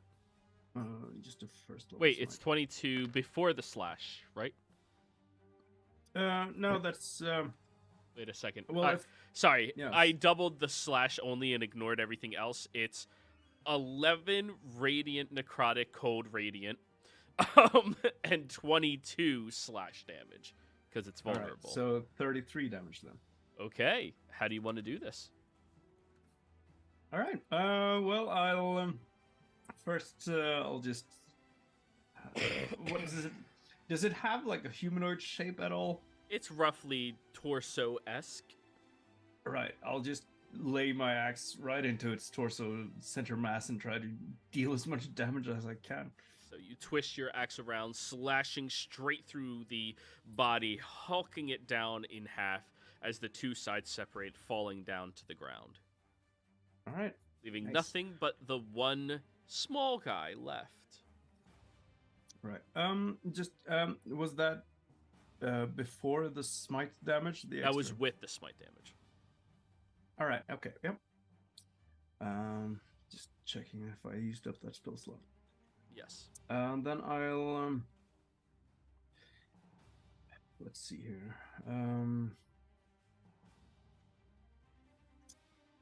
Yeah, I'll do a bonus action to use Turn the Tide. So everyone within 30 feet, that should include Tulsa and Clover. They're exactly 30 feet, I think. Yeah. Let's see here. You get 11 hit points back if you're at or below bloodied. No, I'm just Hit above. points. Oh, well. Anyway, then I'll take a 5-foot step over and use my second attack on this tree guy. Go for it. 20. 20 hits. All right, so that would be 42 then if he's also vulnerable to slashing. He is not vulnerable to slashing. All right, but I'll put down the smite on that as well. You're gonna let's smitten see, him? So, yeah, I'll smite at 3rd level. Alrighty. 18. Whoo! Good chunk. He's looking real rough. All done? Yep. Right, top of his turn, heals up a little bit.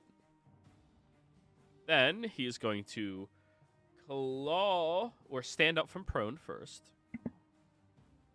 Claw attack Bernie. 27 to hit. Yep. 12 slashing. Mm-hmm. Claw attack Bernie. 12 misses. Tendril attack Jeriel. Hit. 10 slashing, 3 poison. Tendril attack Jeriel. Hit. 10 slashing, 3 poison. Tendril attack Jeriel. Hit. 10 slashing, I'll 3 take that poison. one. You have an ability to do that, or are you just asking? All right, well, let me double check how it works again. I have to clarify. I have an ability. I need to double check how it works.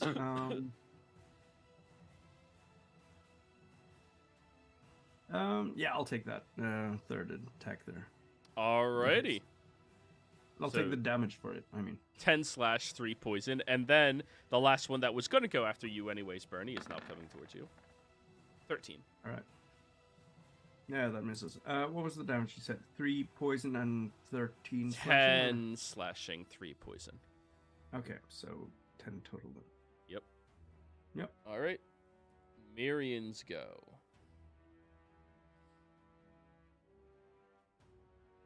Icebreaker. Sorry, I was answering a text from my work. Screw them. They don't matter. Um, yeah, Miriam is happy that he's not grappled anymore. He will probably just move slightly to the right to get a better angle at this guy, slightly, and he's going to keep things simple. He's just going to do a yeah. Plants don't like cold. He's going to do Ray of Frost. That misses. Jeez. Bernie, you're in the way. All done, I No, guess. I'm not. Move slightly to the left. Yeah, that's Miriam's turn. Lily. Lily is similarly going to shoot at this thing 3 times, twice because normal stuff, and third is a bonus as the haste. So, let's see, not of advantage. 16 hit. I believe that just barely hits. Okay, so it takes all that, and she's activating the thing for that extra lightning. And then 2 more times.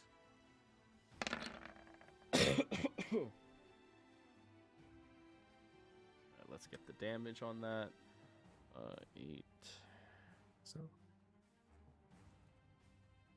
So an additional 14 lightning damage after that first one. How do you want to do this? Yeah, as Miriam's Ray is slightly bickering with Bernie about moving a little bit more to the left, Bernie does that, so I would assume ever so slightly, and Lily takes that opportunity to just to unload this lightning blaster from her arm on this plant. So, as you take your final 2 shots at this creature, it ends up exploding outwards with these tiny little chunks of bones from the skeleton it had formed across, and then into little bits of mossy growth that spreads across the area, filtering into the air and dissipating into nothingness.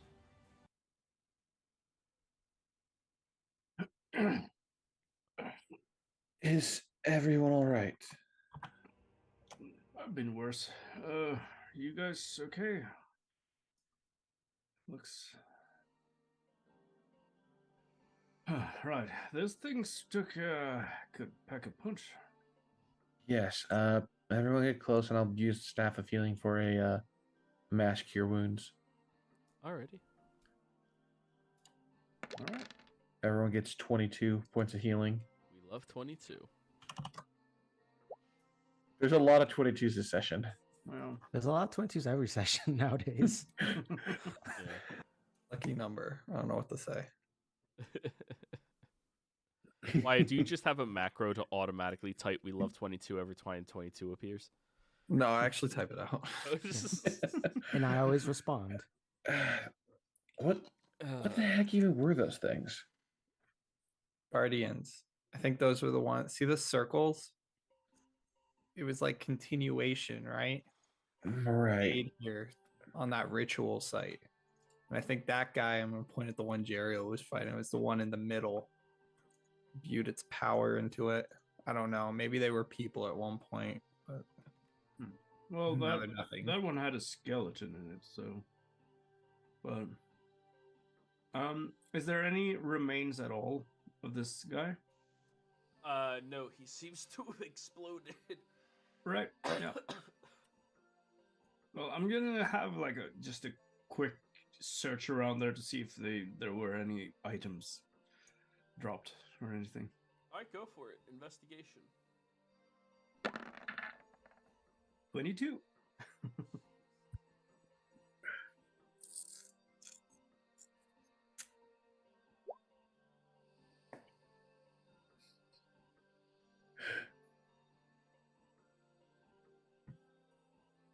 Alright. Sorry about that. You're good. You're good. You're sick. It's fun. Looking around the area where it exploded, there's not much left in the way of remains down there. However, when you look over where the skeleton was placed up top, you see that there is some old clothing that's still kind of stuck inside of a lot of the mossy overgrowth and vines. And when you climb up there, you spy that there's a satchel of some sorts that Huh. is very worn and destroyed, but has somehow survived as long as that individual has been here. Found some sort of satchel here. Let me just. Bring it down. Yeah, I'll just carefully try and get it free of the moss and then climb back down with it. Alrighty. Doot, you're back down. All right, then I'll open it and see what's inside. So, looking inside of the satchel, there appears to be a map that is, well, because of the humid nature, still unrollable, but a lot of the ink seems to have evaporated over the age that it's been here. You see that there's these tiny rocks and gems at the bottom of the bag as well. You're not really quite sure what their purpose is. None of them look terribly expensive, but they're all well polished and maintained and taken care of. In addition to all of that, you do find that there's a tome here. And on the face of the tome, there appears to be a baboon's face who has extended fangs that stretch past its nostrils from the bottom. And then from the top, the fangs arch outwards to the sides. Looks weird. Can I roll a religion check on that? You sure can. Just sort of intuitively as it opens. Yeah, 7. Nobody would ever worship a monkey. Can you read the language in there, or do you want to let me take a look at it? Well, sure. Just give me a moment here. I'll just carefully hand the map over to, to Tulsa, I guess. Do you think we could restore that map somehow? Most like, possibly. I'll give Can I see if it's repairable with my knowledge of cartographer's tools? Roll me an intelligence check. Intelligence. Okay. Maybe it's a treasure map. 17. You might be able to restore some of it out here in the wilds, but you would need a controlled library-like environment to be able to restore the majority of it. I can restore some of it here, but I'd need a better place to restore the rest of it. All right. Well, in the meantime, I can at least help ensure its structural integrity, and Lily will take a minute to cast mending on it. Not so much to make it more readable, because that's something only I assume Tosha would be able to do, but it's to mend Fix a lot of the cracks and stuff. Yeah, cracks and material itself. So the difference between essentially paper that's gotten wet and then dried again, and try to return that more to regular paper. You know what I mean? Okay. That does make it more easy to handle. We'll say that. Yeah, Right. that was the point. Right. Well, why don't you just keep it until we can figure it out then? Right. There's these stones in here as well. I'll just hold out a handful of them. Doesn't look too valuable, but I don't know. I still have detect magic up. Are they magical? They are not magical, no.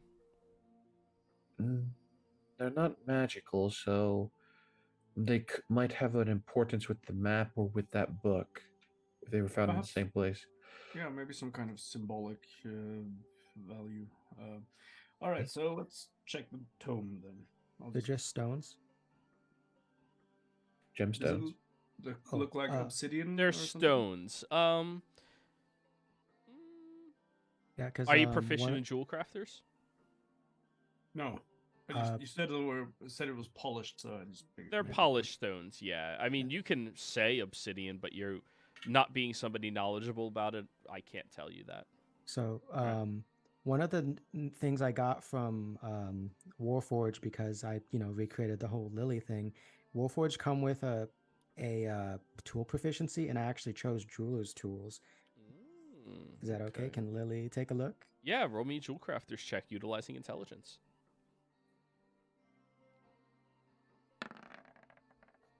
Oh shit! Jesus. Nice. 28. These are naturally occurring stones of various different types, but they all seem to be mundane in nature, which means their significance is because of where they come from, not because of what type of stone they are. Lily, as she's going over, explains all that more or less verbatim. Right. How many stones were there? There's a total of 6. I mean, that being said, doesn't that mean, theoretically speaking, Tulsha, if you could potentially scry to where these came from? Once we have, a safer location and time. I actually could do that because Nope, they. scrying only works on people. It does not work on places or objects. Well, if just Roll it in chat and read. you said these things were some kind of guardians, right? Maybe these. Well, I'm just speculating, of course, but maybe they have some sort of protective symbolism. Why don't we take one each? I mean, there's 6 of us. Sure. Well, technically 7 of us, but Marian's not here. Or no, we're 6. Yeah. Definitely 6. Yeah. I was counting Joey for something. No need, I am not a person. Sorry. The owner of these stones, Scry.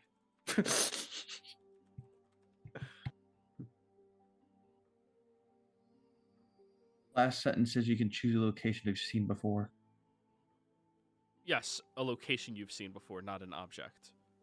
Okay. No, I can't do it off of object. But yeah. What color are the stones? Some of them appear to be gray. One of them appears to be a darker, almost black color. The others are just multicolored, almost sandish. I'll grab the sandish one then. I'll take the most black one. Well, I'll take the last one. But yeah, see if you can see what's in that book, Bernie. Yeah, this isn't magical either, right? Is the book magical with detect magic? You detect no magic on the book. I don't see any on the book. All right. Opening it up, it is incredibly fragile right now. Very difficult to maneuver or manipulate the pages. You have to be incredibly careful and precise with it. All right, then I'll just, as I start opening it, I'll just, maybe we should try and restore it a little bit first or something. Lily, can you make those pages less fragile as well? No, unfortunately, I'm all out of cantrips for the day.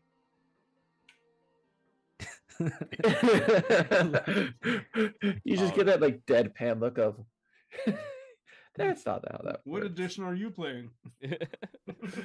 Oh, I thought this was first. Jesus. You mean cantrip the spell? Cantrip? Alrighty. So, you go ahead and mend the book as best as you can. After you do that, you open up the pages, and it's written in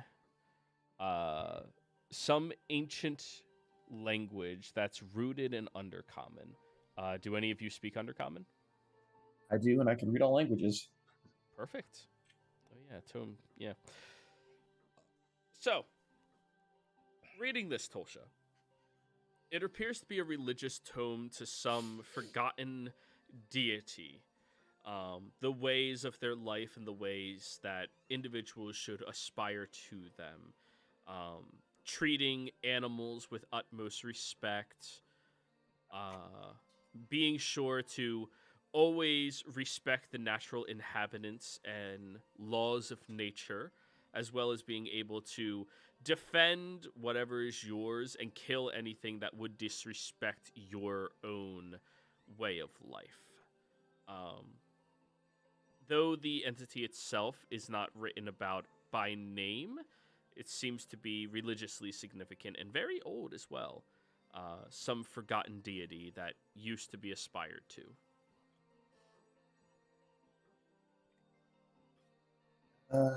I'll repeat that verbatim as I hold on to it.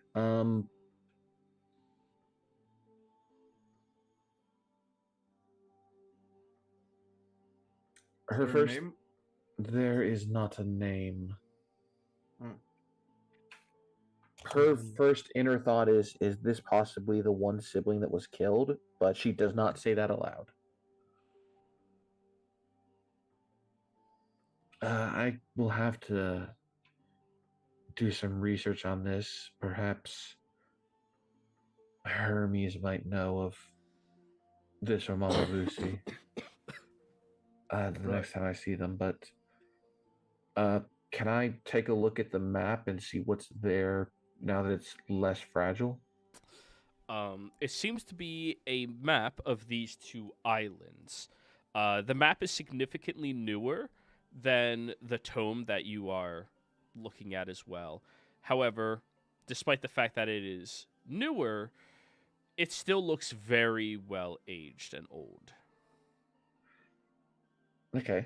Are there any significant markings on the map, such as places?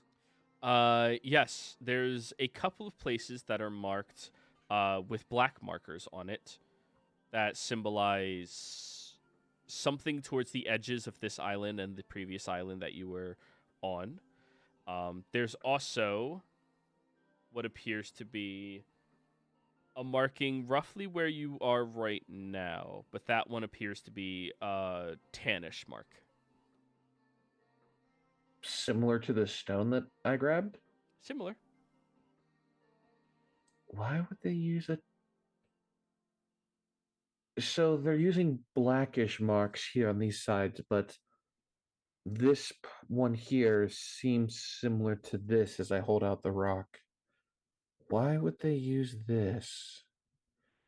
It must have some kind of significance of where this location came from, or perhaps it represents something. Either way, there's 2 points of interest, one on the far edge of this island and then this one here. Should we try to continue going down into this hidden system that we found? Well, I mean, it would kind of waste all that effort if we didn't. We're already here. Right. Then let's keep trying to get into there then. Yeah. Maybe we should put the book or and the other things in the bag of holding. It's better to keep better environment for it there, right? Yes. All right.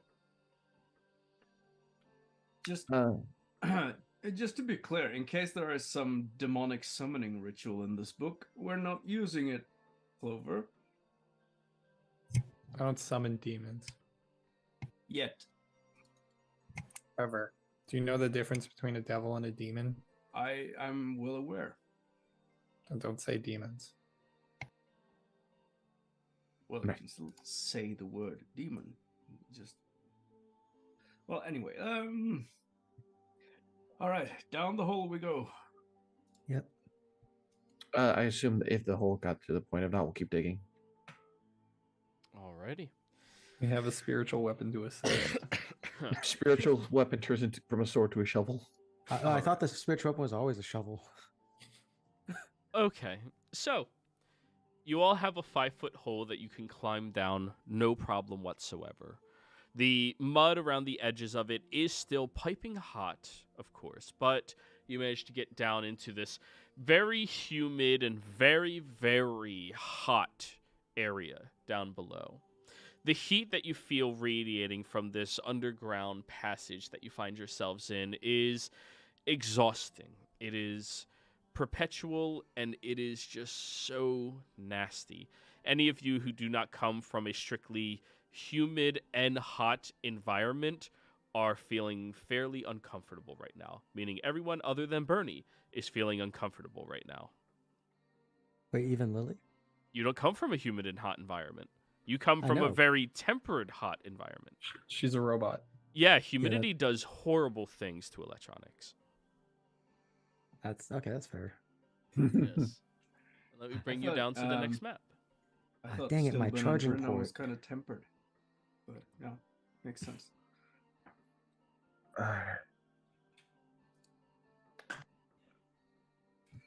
Uh, Looking around, this appears to be a very ancient structure hidden underneath that ritual site above you.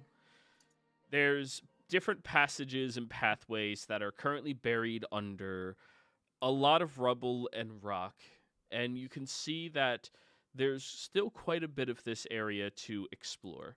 When you look down at the tiled floor underneath you, you can tell, Tosha, that this is some type of limestone that they used in order to fortify this location. And you can also tell that these chambers looked to be significant religiously for some reason or another. Well, let's stay on our toes in case there are any more of these guardian things. I'll take a moment to utter to whatever entity that used to reside or be worshipped in his halls of, we don't wish to desecrate the area. We're simply trying to find some answers. All right. As Benny takes out his necklace of all of the religious symbols. Right. I respect that, Tulsha, but if things do get incredibly dangerous, I am going to blast our way out of here, and that's probably not going to make you happy. Roll me a D100, Lily. Just try and fuck. Sorry. The little character things were getting in the way of pressing the 20. Ooh, that's low. so close to Clover. 22. Clover's her vision's not right again. I don't know what keeps going on. Damn it, I saved... Oh, yeah, because this token was placed already. You said 120? Right? It's 120. Yeah. Okay, there you go. So, as you say that, Lily, a stone falls from above your head and cracks into your skull, dealing 5 points of bludgeoning damage. Guys, there's if that's magical darkness, Joey, she can see through it. It is not magical, it's ruins. Oh, it's just okay. Yeah, Can't go that way. it is physical Oh, okay. obstruction, not magical. Yes, Is so- there A wall of darkness. what's obstructing it? Rubble and ruin. Right. Does it look like it's possible to clear out the rubble from this side, or? Over an extended period of time, absolutely. What if I use a spell that would destroy? No, I'm kidding. I mean, I can, but I won't. All right. Well, let's try Please. not to insult whatever may live down here. If there's a evil resident here as well. Just move carefully. Try not to disturb any remains or objects of religious import. We are merely here to find answers to the questions, such as, and to find the holy symbol of Mama Vusi for myself. I mean, Jeriel's also here to get paid, I believe, right? I mean, I mean, that's same difference. Jeriel, can you watch the rear? Sure. As you begin walking over towards the right, you first see two different pathways. One that leads up ahead further, that has many different offshoots into different territories, and one directly next to you. There's a large fissure in the ground where you can see steam is radiating out from inside of it, and just beyond that is a broken pedestal that has a bunch of different rubble and ruins around it as well. Stepping past that, incredibly hot steam would be precarious and difficult, but if you want to explore, you may do so. Her inner archaeologist wants to do it, but the steam and trying to respect. She'll move past it for now and likely double back on their way out. The next Again, set of passages seems a lot less ruined and more structurally sound. When you look inside of there, there is still a large protrusion from the ground underneath where you see little bits of water is being pushed up through and then settling down, almost like the waking of the lake outside.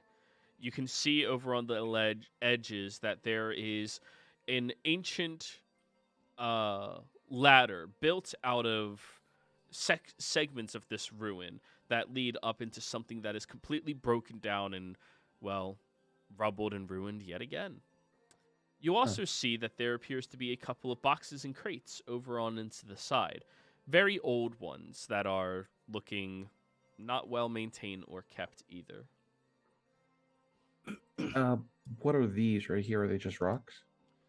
Those two large stones seem to be halves of a statue that are no longer held up and standing tall within this area. Tasha, if you want, I can jump over the steam thing and go and check out the. I mean, We'll double back for that. I mean, well, what- if we have the opportunity, of course. But I mean, true. I just don't. Yeah. If you can and get, say, an etching of if there's any writings on the pedestal, just or copy down what you see. Try to be very respectful. I could bring you the pedestal. No, do not do that. Could send Ekra over there. She won't even get hurt. Pretty sure she's immune to fire. Not in this form unless you want me to show off all my lady bits again. I mean, I wouldn't mind. I literally have a robe. I'm gonna make you start wearing it. She glares Oh. at you. Right. I'll move over. I'll try and squeeze sort of my back against the wall and use my shield in front of me to shield me from some of the steam. Just Give me copy. Go Sorry. ahead. Go ahead. Go ahead. Just copy down what it looks like. Do not touch it, as disturbing religious ruins is always a bad thing, especially if this is, well, considering the place of power this likely is. Right. Looking with your eyes and not touching with your hands is the safest practice. Looking over. Yeah. So Deck save, treat- Bernie. Deck save. Deck save. There we go. just treat it like a strip Jesus club, Fucking Christ. is what Lily says after Tosha's comment. Yeah. All right, 26. that's really good. You managed to avoid the majority of the steam as it's pluming out, and luckily, with your innate resistance and with your shield, you don't get hurt that much. It is going to be 15 points of fire damage, halved, of course, and then halved again because you are resistant. All right. So 15 then, down or to 4. 8 down to 4. That's not too bad. And yeah, then I'm moving over towards the rubble there and just kneeling down carefully to look at it with my eyes first and foremost. An investigation, please. There we go. 9. 9. It looks like this pedestal once had a statue on top of it, but now the statue is completely destroyed and left in ruins. Can I get any sense of what the statue may have resembled? It would have been something that's very wide and not terribly tall. Like a dwarf. Maybe.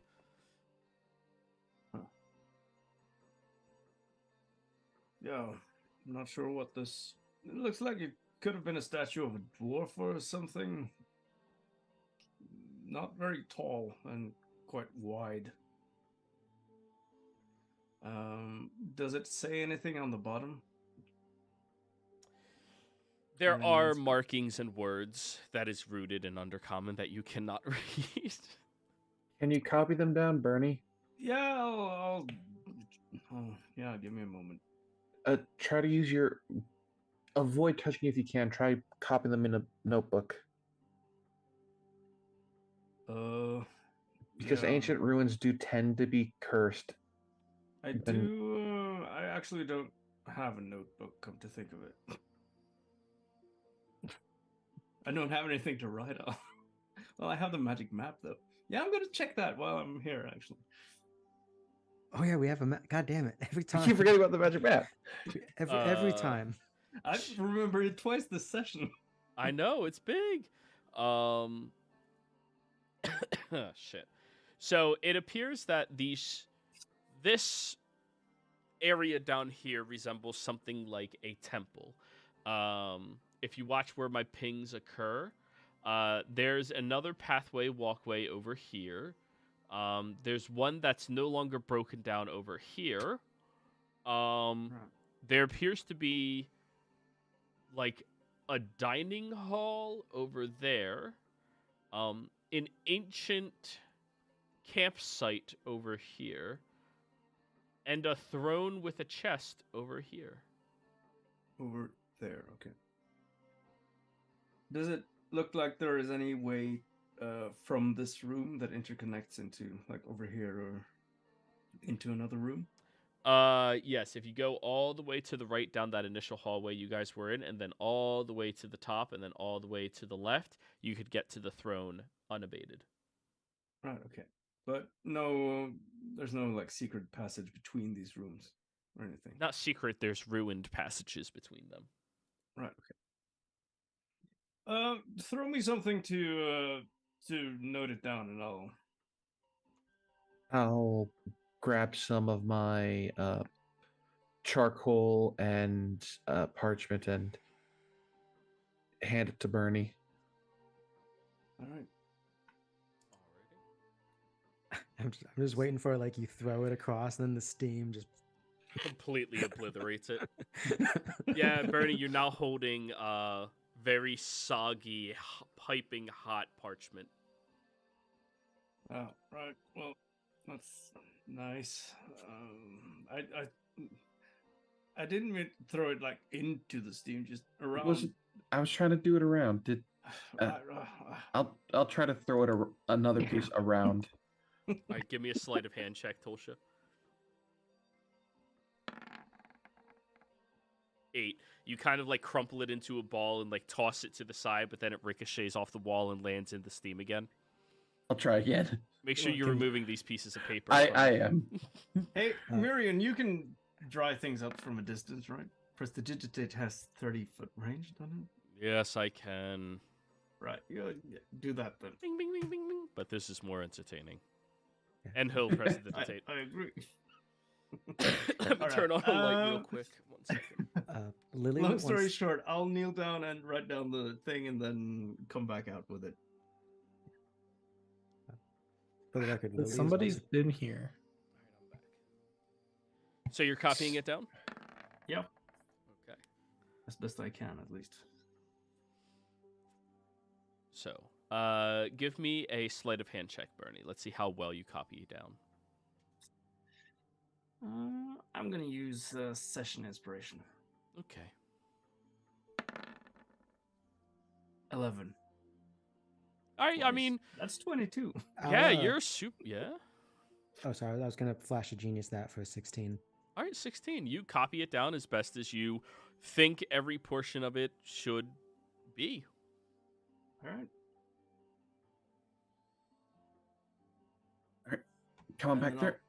Yeah, take the same route back out. All right. Roll me You dex save, another. or- Yep, another deck save. Yeah, I'm still using the shield in front of me. Just 22. God damn. This has been a good session for your guys' rolls. Alrighty. You get to the other side, taking the same total of 4 fire damage as you did. All right. Whew. You hand it over to Tosha. I'll take a look at it. I'm getting the handout. Was it under letters? No.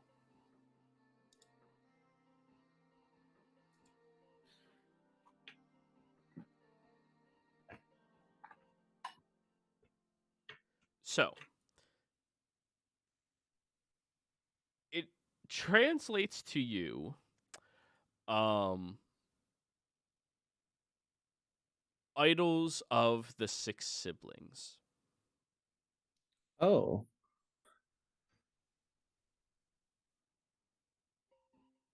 Okay.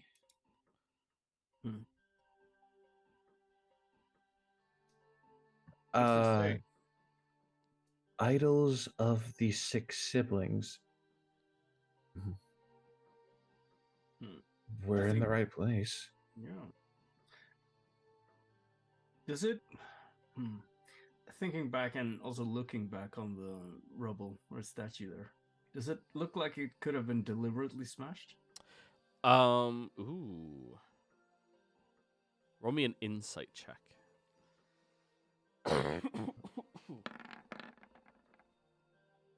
24. Yes.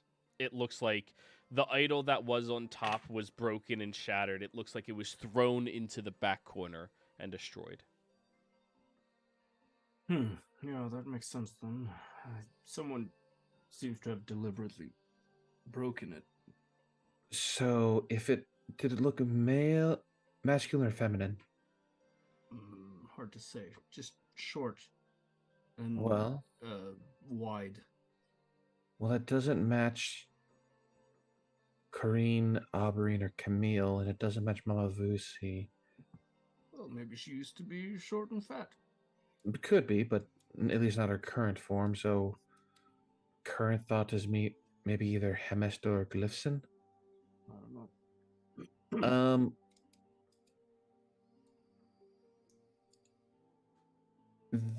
This statue here, if I try to kind of like look at the 2 pieces that have been, does this one look like it was smashed on purpose as well? Roll me an insight check.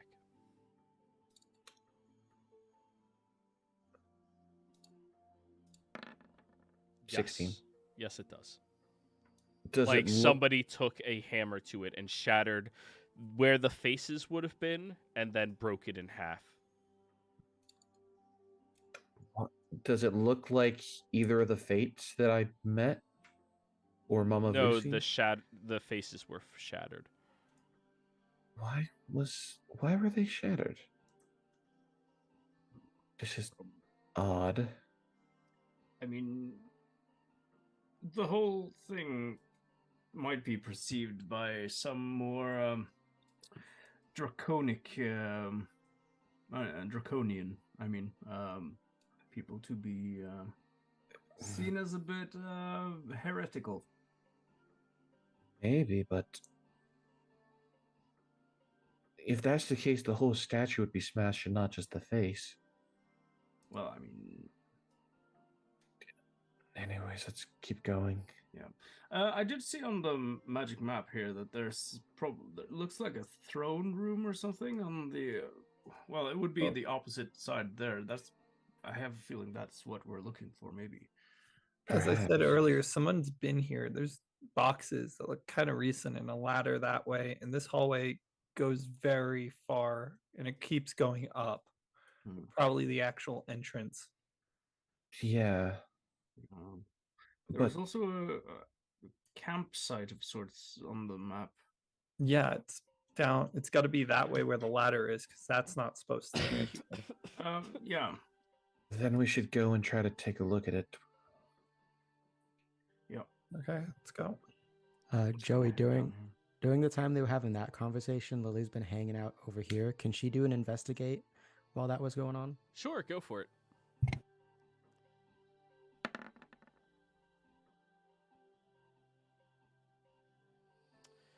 $18.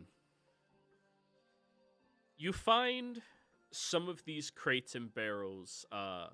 They have shipping information on them from about 20 years ago or so. Oh, 20 years ago. Yeah. Significantly older, but not ancient like everything else Yeah. in here. And with a lot of these crates, you also notice that they all seem waterlogged, like this place has been flooded before, Lily.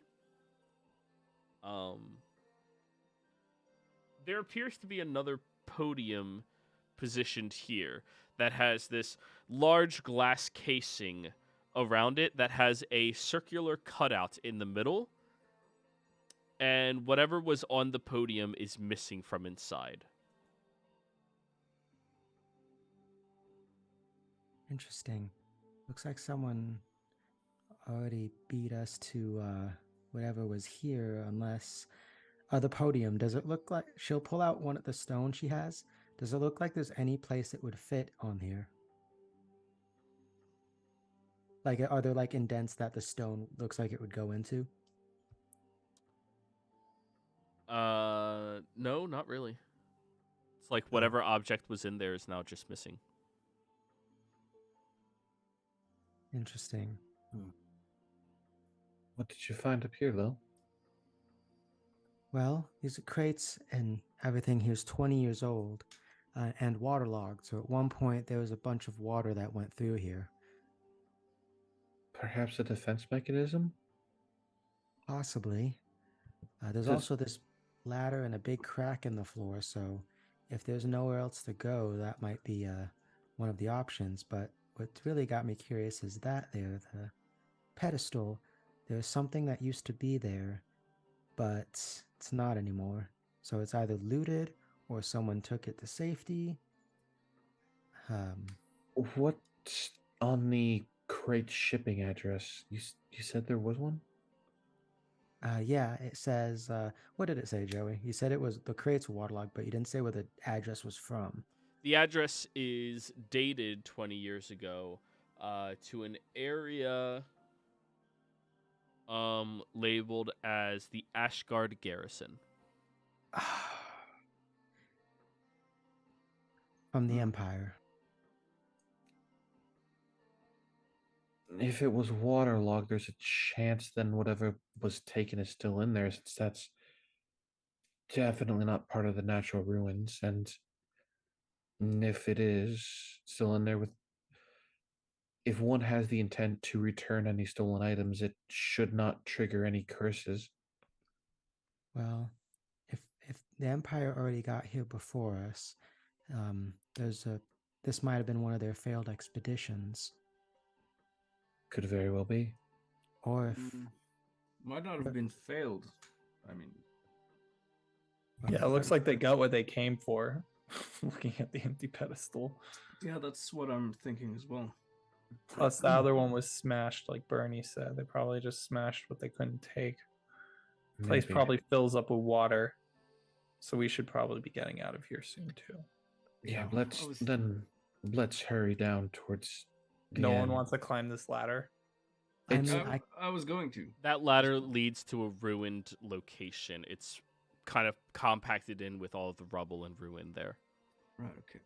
Impassable terrain. Yes. I'm just thinking that, well, if this place is susceptible to flooding, then maybe we should be out of here before the tides come in.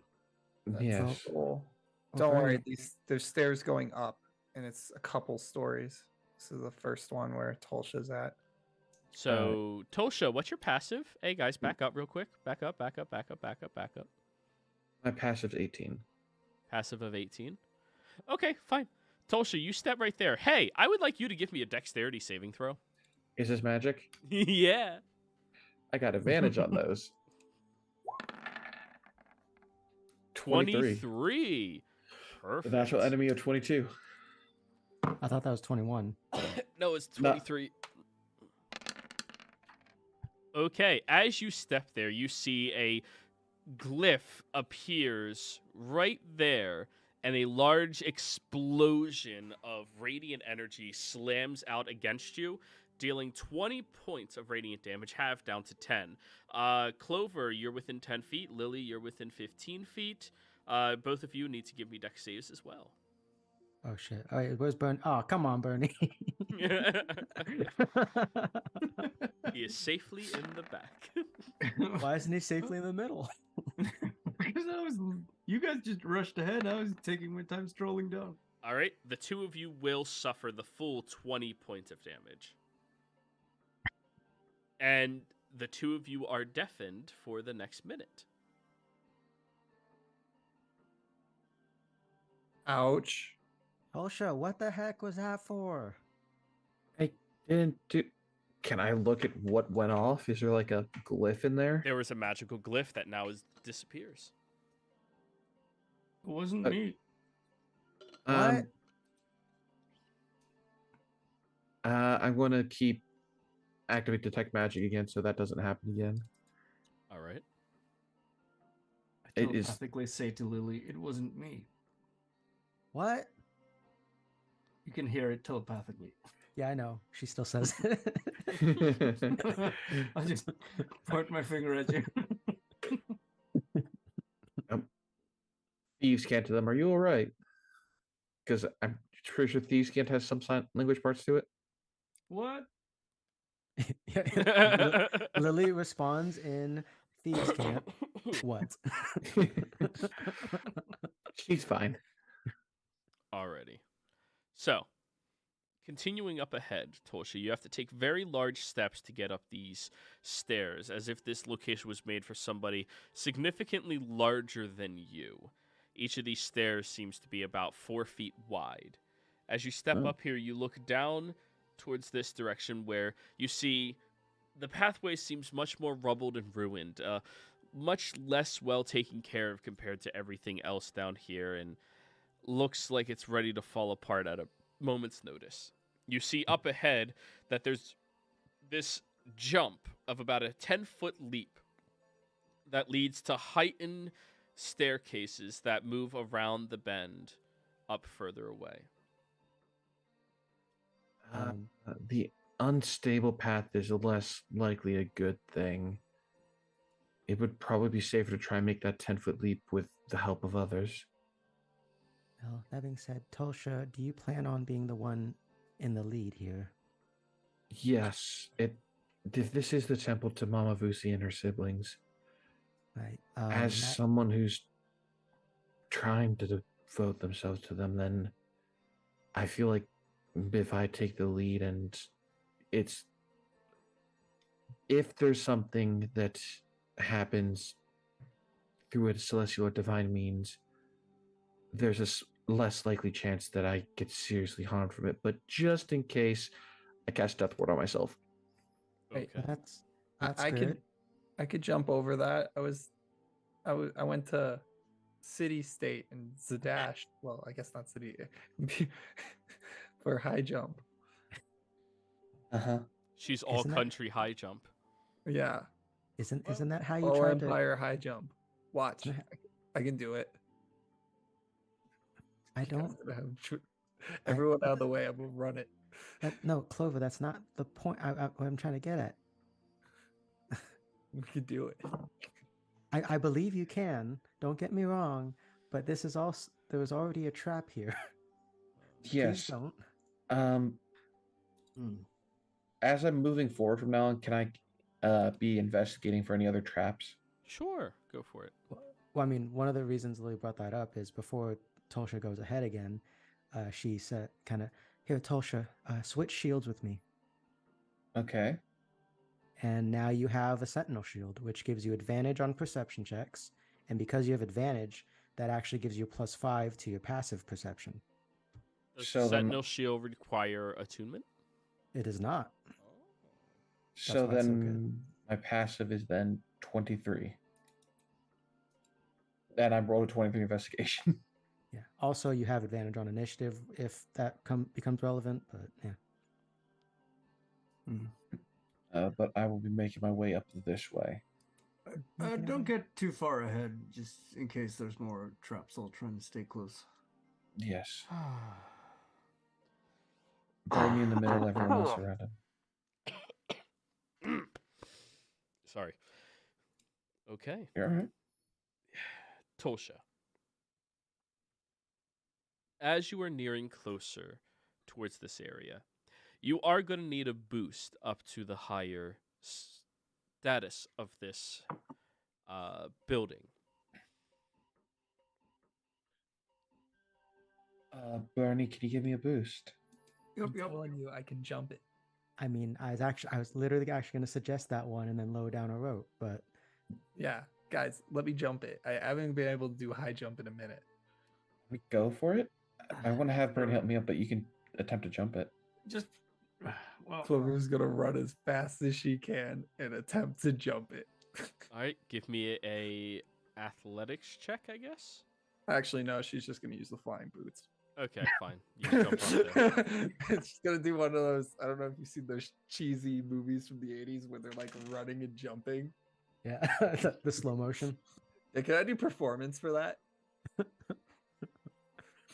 Make everyone believe she jumped it. I mean, sure, why not? There we go. Things that matter. 28. Are you gonna re-roll that? No, that's pretty decent. All right, but you could be better. Could be a 22. She perfectly executes it. It actually looks like, wow, they're flames. Maybe that's why it's so hot.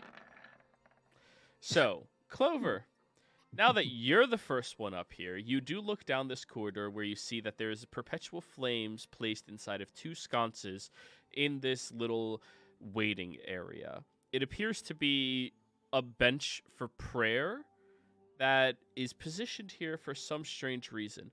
You look all the way further down, and there's what appears to be a large fist painted onto the flooring. And you see a magnificently beautiful throne. Hey, Clover, do you mind giving me a wisdom saving throw? Yep, let's do it. Wisdom save. We'll add 2d4. Okay. We love. Never mind, we don't love that, but it's 25. Wow, that's a nice throne. Do I know that magic tried to do something to me or no? No, of course not. Okay. I'll get up there with the help of Bernie. I'll drop a rope, my rope down. There's also a well of some sorts, guys. And it looks foreboding. I mean, only good things can come from foreboding wells. Actually, no. I really wanted to dispel these flames, but you said that would probably cause something. Probably. What do I see? Is it just normal, continuous flames with detect magic up? Yeah. Whatever school of magic that usually is. I think evocation or something. There's two chests over here, but I think is there steam coming from this or no? Evocation, yes. Wait, chests? Oh, there is steam coming from this rift right here, yes. Mind if I get in front of Clover? Go for it. I'm just gonna sit on the bench. You do see that there's also a large well right there. The well itself is designed with all of these multiple beautiful gemstones encrusted into the stone that creates it. You see that around the edge and trimmings there is gold and platinum placed precariously, and what looks to be a bloodied handprint dried on for a very long period of time on the lip of the well, leading in towards it. That's unusual. well, what have we here? Bernie, do you want to be the one going down there to explore it? I think you just volunteered. Vote called. Toss Bernie into the well. All I, those in I'll favor. go down. I kind of want to see what's down there. I also want to see what's down there if it doesn't try to kill us, but I'd rather not send you down there first, Clover. I'll be No, fine. If it's anything unholy or holy, I'm fine. No, don't go. You do realize the water down there is likely boiling hot, right? And I'm not if going to this, touch the water. I'm the only if- one here that can fly. if this is indeed, this could be very well be the mechanism that flooded the lower chambers of water being pushed up through the well. Are the gems or platinum or gold magical on this well? The magic does seem to be shining with divination. Or the well is shining with divination magic, sorry. Yeah.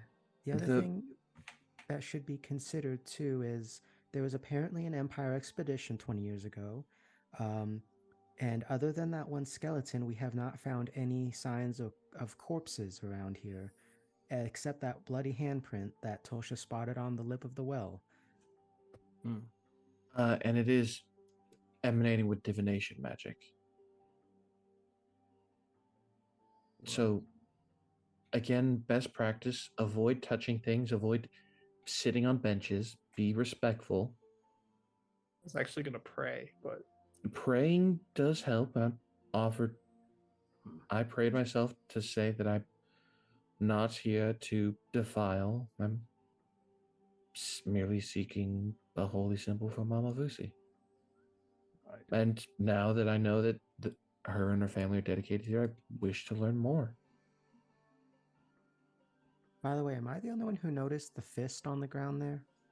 no, I noticed it too. It's probably some symbol for somebody. I don't think that's Mama Lucy, though. You guys should go up and check it out.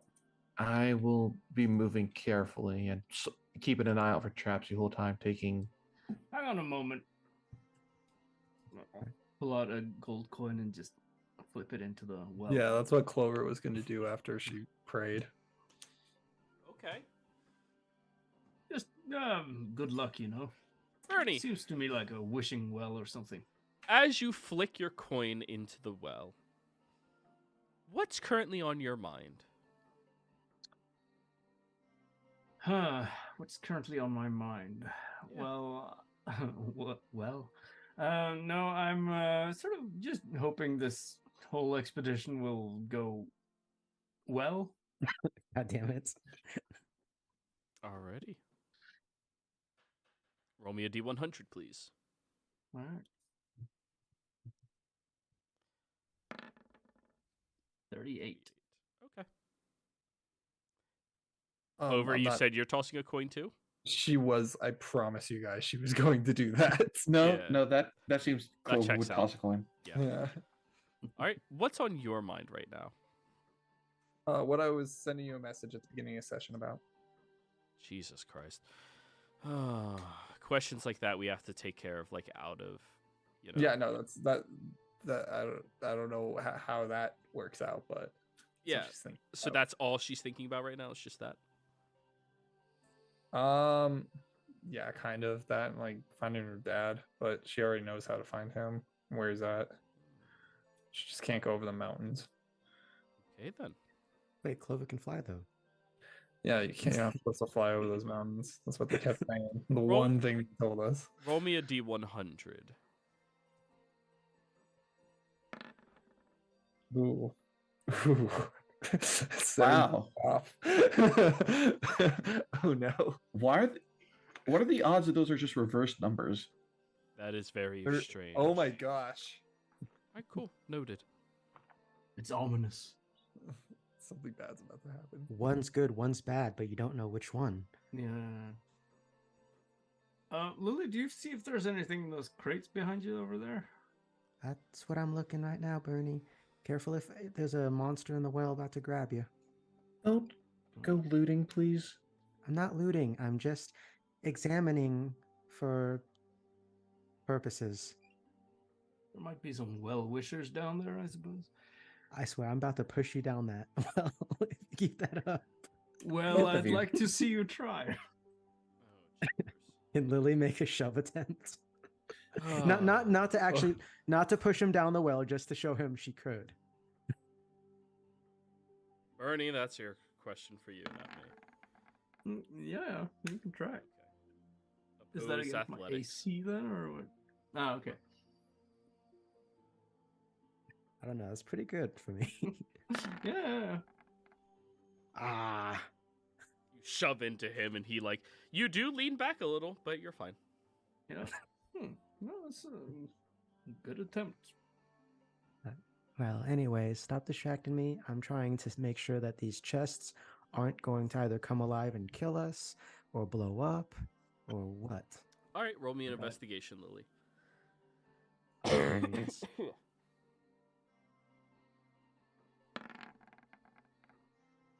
24. They're both trapped. They seem to be rigged so that if they are opened without a key, whatever contents inside would be destroyed. All right then. Both of these are trapped. Everyone, please. I'm curious as to what's in them now. Really, more curious than before. Lily, can Tosha, it's trapped chests. How am I supposed to not open those? look. I know. How is it trapped? What is the trap? The trap seems to be it'll destroy the contents if it's opened without a key. Then would it not be wise before you try to pick it to see if you can find a key? I'm pretty sure the key's no longer. Actually, quick question, Joey. These chests, do these also look like they're 20 years old, like the crates, or are these like ancient chests? These are far older. Okay. Yeah, Lily lets out one of those like sighs, like a kid that doesn't get what they want. Just to point out something here that, well, if those chests could potentially explode or something, it might trigger a new flooding. So, yeah. Let's see what's further up ahead for now, then.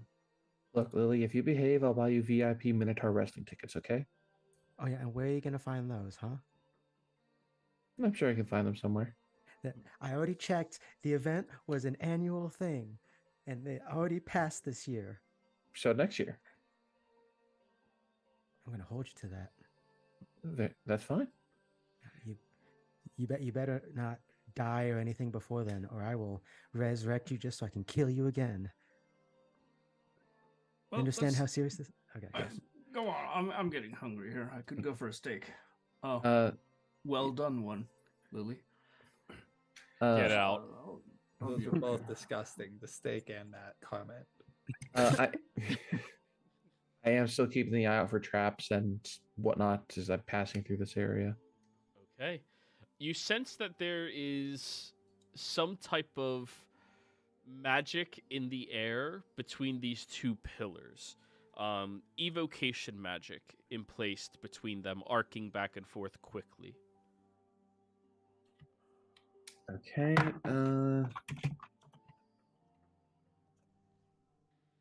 So evocation is what? I'm trying to remember off the top of my head. Isn't that like firebolt? And yeah, that's like firebolt. So she'll look to see if there's a way to deactivate it on this side. All right, roll me an investigation. I'll use guidance. Lily also tossed a coin into the well, it seems like. God damn it. All right. Sorry. What were you thinking about, Lily? Minotaur wrestling, right? Well, that and like what would the hottest and stuff Minotaur be, All right, essentially? roll me a D100. Oh no. Sorry, Hey, we love 23. Already noted. Yeah, Tosha. Sorry, I was saying 22 with guidance. We love 22. So, you look at the two pillars that have energy arcing between them, and it seems to be something protective in nature to stop the average individual from moving inside. But when you follow the traces of evocation magic back over to this sconce here, you look inside of the continual flame where there appears to be a lever.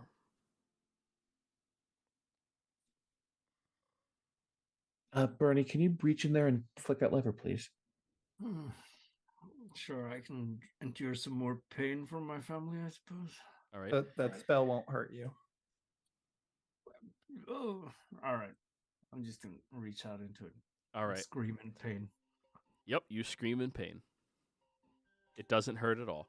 So you pull the lever, and when Love you, you do brother. so, the arc of energy that you can sense with your detect magic, Tolsha, ends. All right. She'll take a cautious step forward. Okay. Nothing happens yet. Another step. As you step there, the arcing energy restores. So it seems then everyone will need to flick that lever to get through then. It's got to be one on your side. How would people leave? Fair up. I'll take another step forward and see if there's a lever in one of these two sconces. Okay. I'll flip this one though. If it, you said it's still it continued again, right? There is not one in your sconces over here, Tolsha. There's not one over here. You guys will have to flick it. Right, So it's a jail. Right. So one of us will have to stay behind here and then open the thing. I can stay back here. I mean, I don't trust anyone alone with this foreboding well, though. It'll be fine. Clover's looking into the well. Put a lid on it or something. Right. Yeah, Miriam, you go do that, and Lily actually will stay behind back with Natalie. So Tolsha and Miriam are going across. Okay. Move him across then. Bernie? No, Miriam's staying to. Yeah, do the Use switch. the lever. Yeah. Okay, so Bernie goes across with Tolsha. Got it. Yep. Alrighty. The two of you look down at the fist on the ground. You see it forms into a fist, but with the assistance of 6 fingers in total. As you look around at this area, there's no footsteps, there's no signs of life, there's nothing that would discern that anybody's been over here in quite some time. But when you look over at the throne, both of you feel this draw to it, this attention grabbing out towards you both. I would like both of you to give me wisdom saves.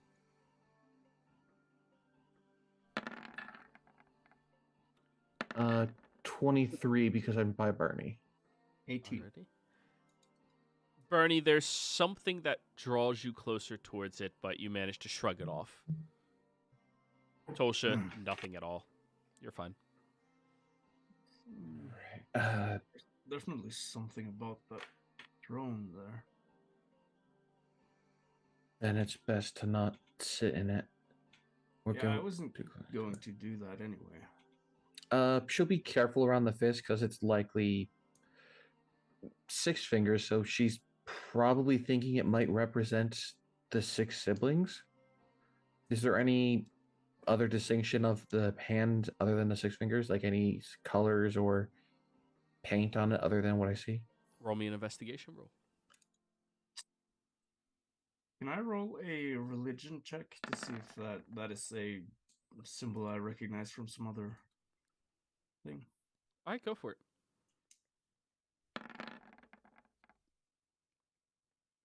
10. Nothing that stands out to you, Bernie. 14, Tolsha. Nothing else that stands out to you? Okay, she'll not step on it because that could be seen as desecration, and she will go around it. It's just hope it's not the symbol of Mephisto. Right. Sorry. Is that closed down there, or is that like a door? It is a door. A very large double door. Can I check to see if it's trapped? Sure. It does not appear to 22. be trapped. She'll try to open it. You open the door, and when you look down inside, you see what appears to be some type of dining hall or perhaps gathering room where there was once 6 chairs. 2 of them are completely destroyed and shattered, thrown asunder all around, leaving only 4 that remain. Huh. You also look at the table where there is this magnificent long sword that has been shattered as well, but all of the fragments placed on the table still. Any magic or residual magic coming from it? There is, but no discernible school. What happened? I don't know. Right. How long ago does it, or this this shattered sword, does it seem like it's been here for like ages or 20 years? The pile of dust around it stacks high. Right. But It's it has no blemishes at all. You could probably get that to a blacksmith and have him restore it, right? It would probably be more than a blacksmith. There's still some magic left on it, but Right. it's hard to tell. I mean, maybe Lily could be able to smelt it back together or something. She'll reach a hand over to just touch the hilt of it, not try to like move it or pick it up, but just kind of like trying to understand what happened here that caused, well, between the two other chairs being broken, the broken statues, and what happened to them. You reach your hand out towards the sword, and as you touch onto the hilt, it begins shaking. And the entire sword itself on the table begins twisting and snapping and shattering so loudly everybody in the previous chambers begin hearing it as well. As you pull away from it as a reaction, Tolsha, you watch as the hilt itself extends into a long staff with this large bauble at the top of it that looks, well, like it would really hurt if you hit somebody with it. Huh. She'll pick up the staff. This staff is a quarter staff that has the large bauble at the end, made of some blackened colored stone that looks like it would be phenomenal for somebody to use as a bludgeoning weapon. Did you say the other like splinters of it melded into this new form as well, or? They shattered into it. Right. Okay. So there aren't any other splinters on the table anymore. Nope. No more metal. All right. Oh, well, that's interesting. Strange. Hey, up ahead, temporarily breaking off from the thing, Lily would call out to Tolsha and Bernie. Is everything all right? We heard some stuff. We're all right. Yeah, yeah. Unlike this well, I still haven't heard this coin hit the bottom. Right. No, you did not. I don't have a bucket, Natalie. And I'll continue the thing so we can get back to Tolsha and Bernie. Okay. So, Are there? Sorry, go ahead. Step over here and just see what's down the corridor. seems to lead back into that previous corridor you were walking through. Yep. Any carvings on the chair or on the table? No, nothing such like that. No kind of like graffiti from someone, even on like the underside? Not that you can discern, no. Okay. Let's go this way then. She'll walk with staff in hand. I think that's the camp there. She looks. Yeah. You look down at what appears to be an ancient campsite with a continual flame in the center. And these stairs lead up, right? Or Yes, they do. To the throne.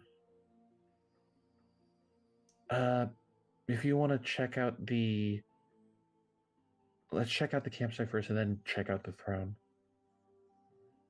yeah.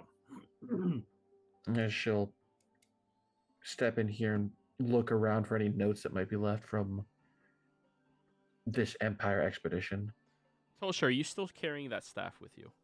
I am. Okay.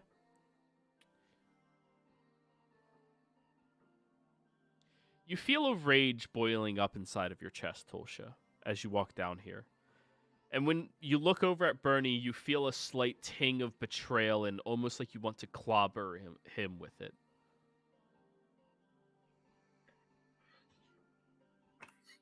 More so than just because he keeps making those puns. Yeah. She'll shake her head of like, the only thing that would cause her to ever think of that was when he brought her to the Church of the Lawbearer, but at the same time, she knew that that was going to happen, but so doesn't feel a need to betray him. No. It's Or just logically speaking, no, there's no reason, but for some reason you feel that. I just look over. What? Nothing. Stone It's here fine. is. All right. But yeah, I'm stepping over to look at this thing here. All right.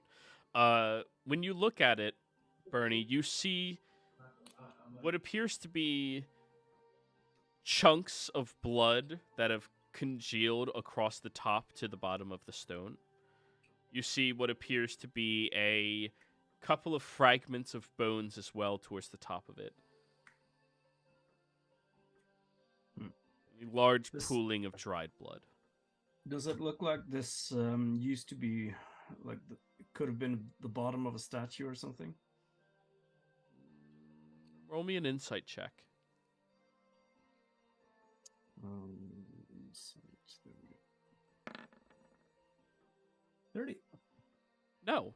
It looks like somebody took stones and utilized that as an execution spot to smash somebody's head in. And when you look at the other 4 positioned stones, you can see the soil or the tiles underneath are soft, dug up, and has a slightly bulbous look to it, as if somebody was buried underneath them. I think this might be some sort of sacrificial burial ground, Tosha. That is an executioner's stone. that And I think these are headstones. Tolsha, now a different thought enters your mind. Huh, a perfect place to bludgeon his head in. nope. She walks away from that as that thought comes in. Like, nope. What? I need a moment. And she'll walk over this way. Just the last time she had thoughts like that was when she was worshiping Zahir, and she's trying to repress those thoughts as hard as she can. Those are not thoughts that she wants. Meanwhile, I'm taking a look at these stones here. Are there any inscriptions on them? Nothing like that. Nothing so ceremonious. More like they were placed there to ensure whatever's underneath stays underneath. Right, okay. I'm gonna... Seeing as Miriam's not in the room with me and his skeletons aren't there, I'm going to use my divine sense.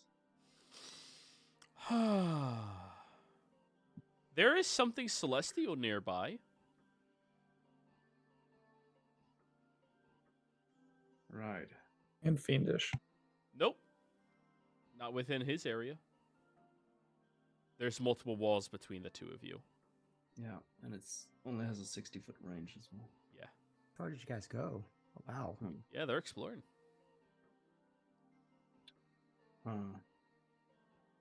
Tosha, you get into the other room and there's a sense of sadness that moves into you and a clarity surrounding that staff you're holding. That staff is making you want to kill him.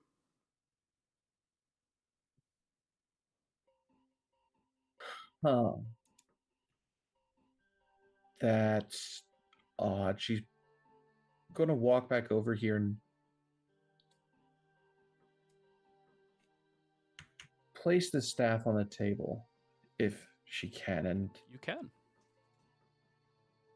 When you place it there, everybody hears the shattering sound as the staff shatters, leaving its splintered particles across the table. Hey, I heard another thing. Everyone all right? We're fine. Uh, Bernie, when that happens, you no longer sense the Celestial nearby. she's going to take a moment and use her last cast of legend lore on the staff. Alrighty. Then when we get back next week, I will describe all of that to you guys. But we're going to call the session here, y'all. Players, thank you all very much for playing. Viewers, thank you for watching. Hope you all had a fantastic time. We'll see you next week. Goodbye.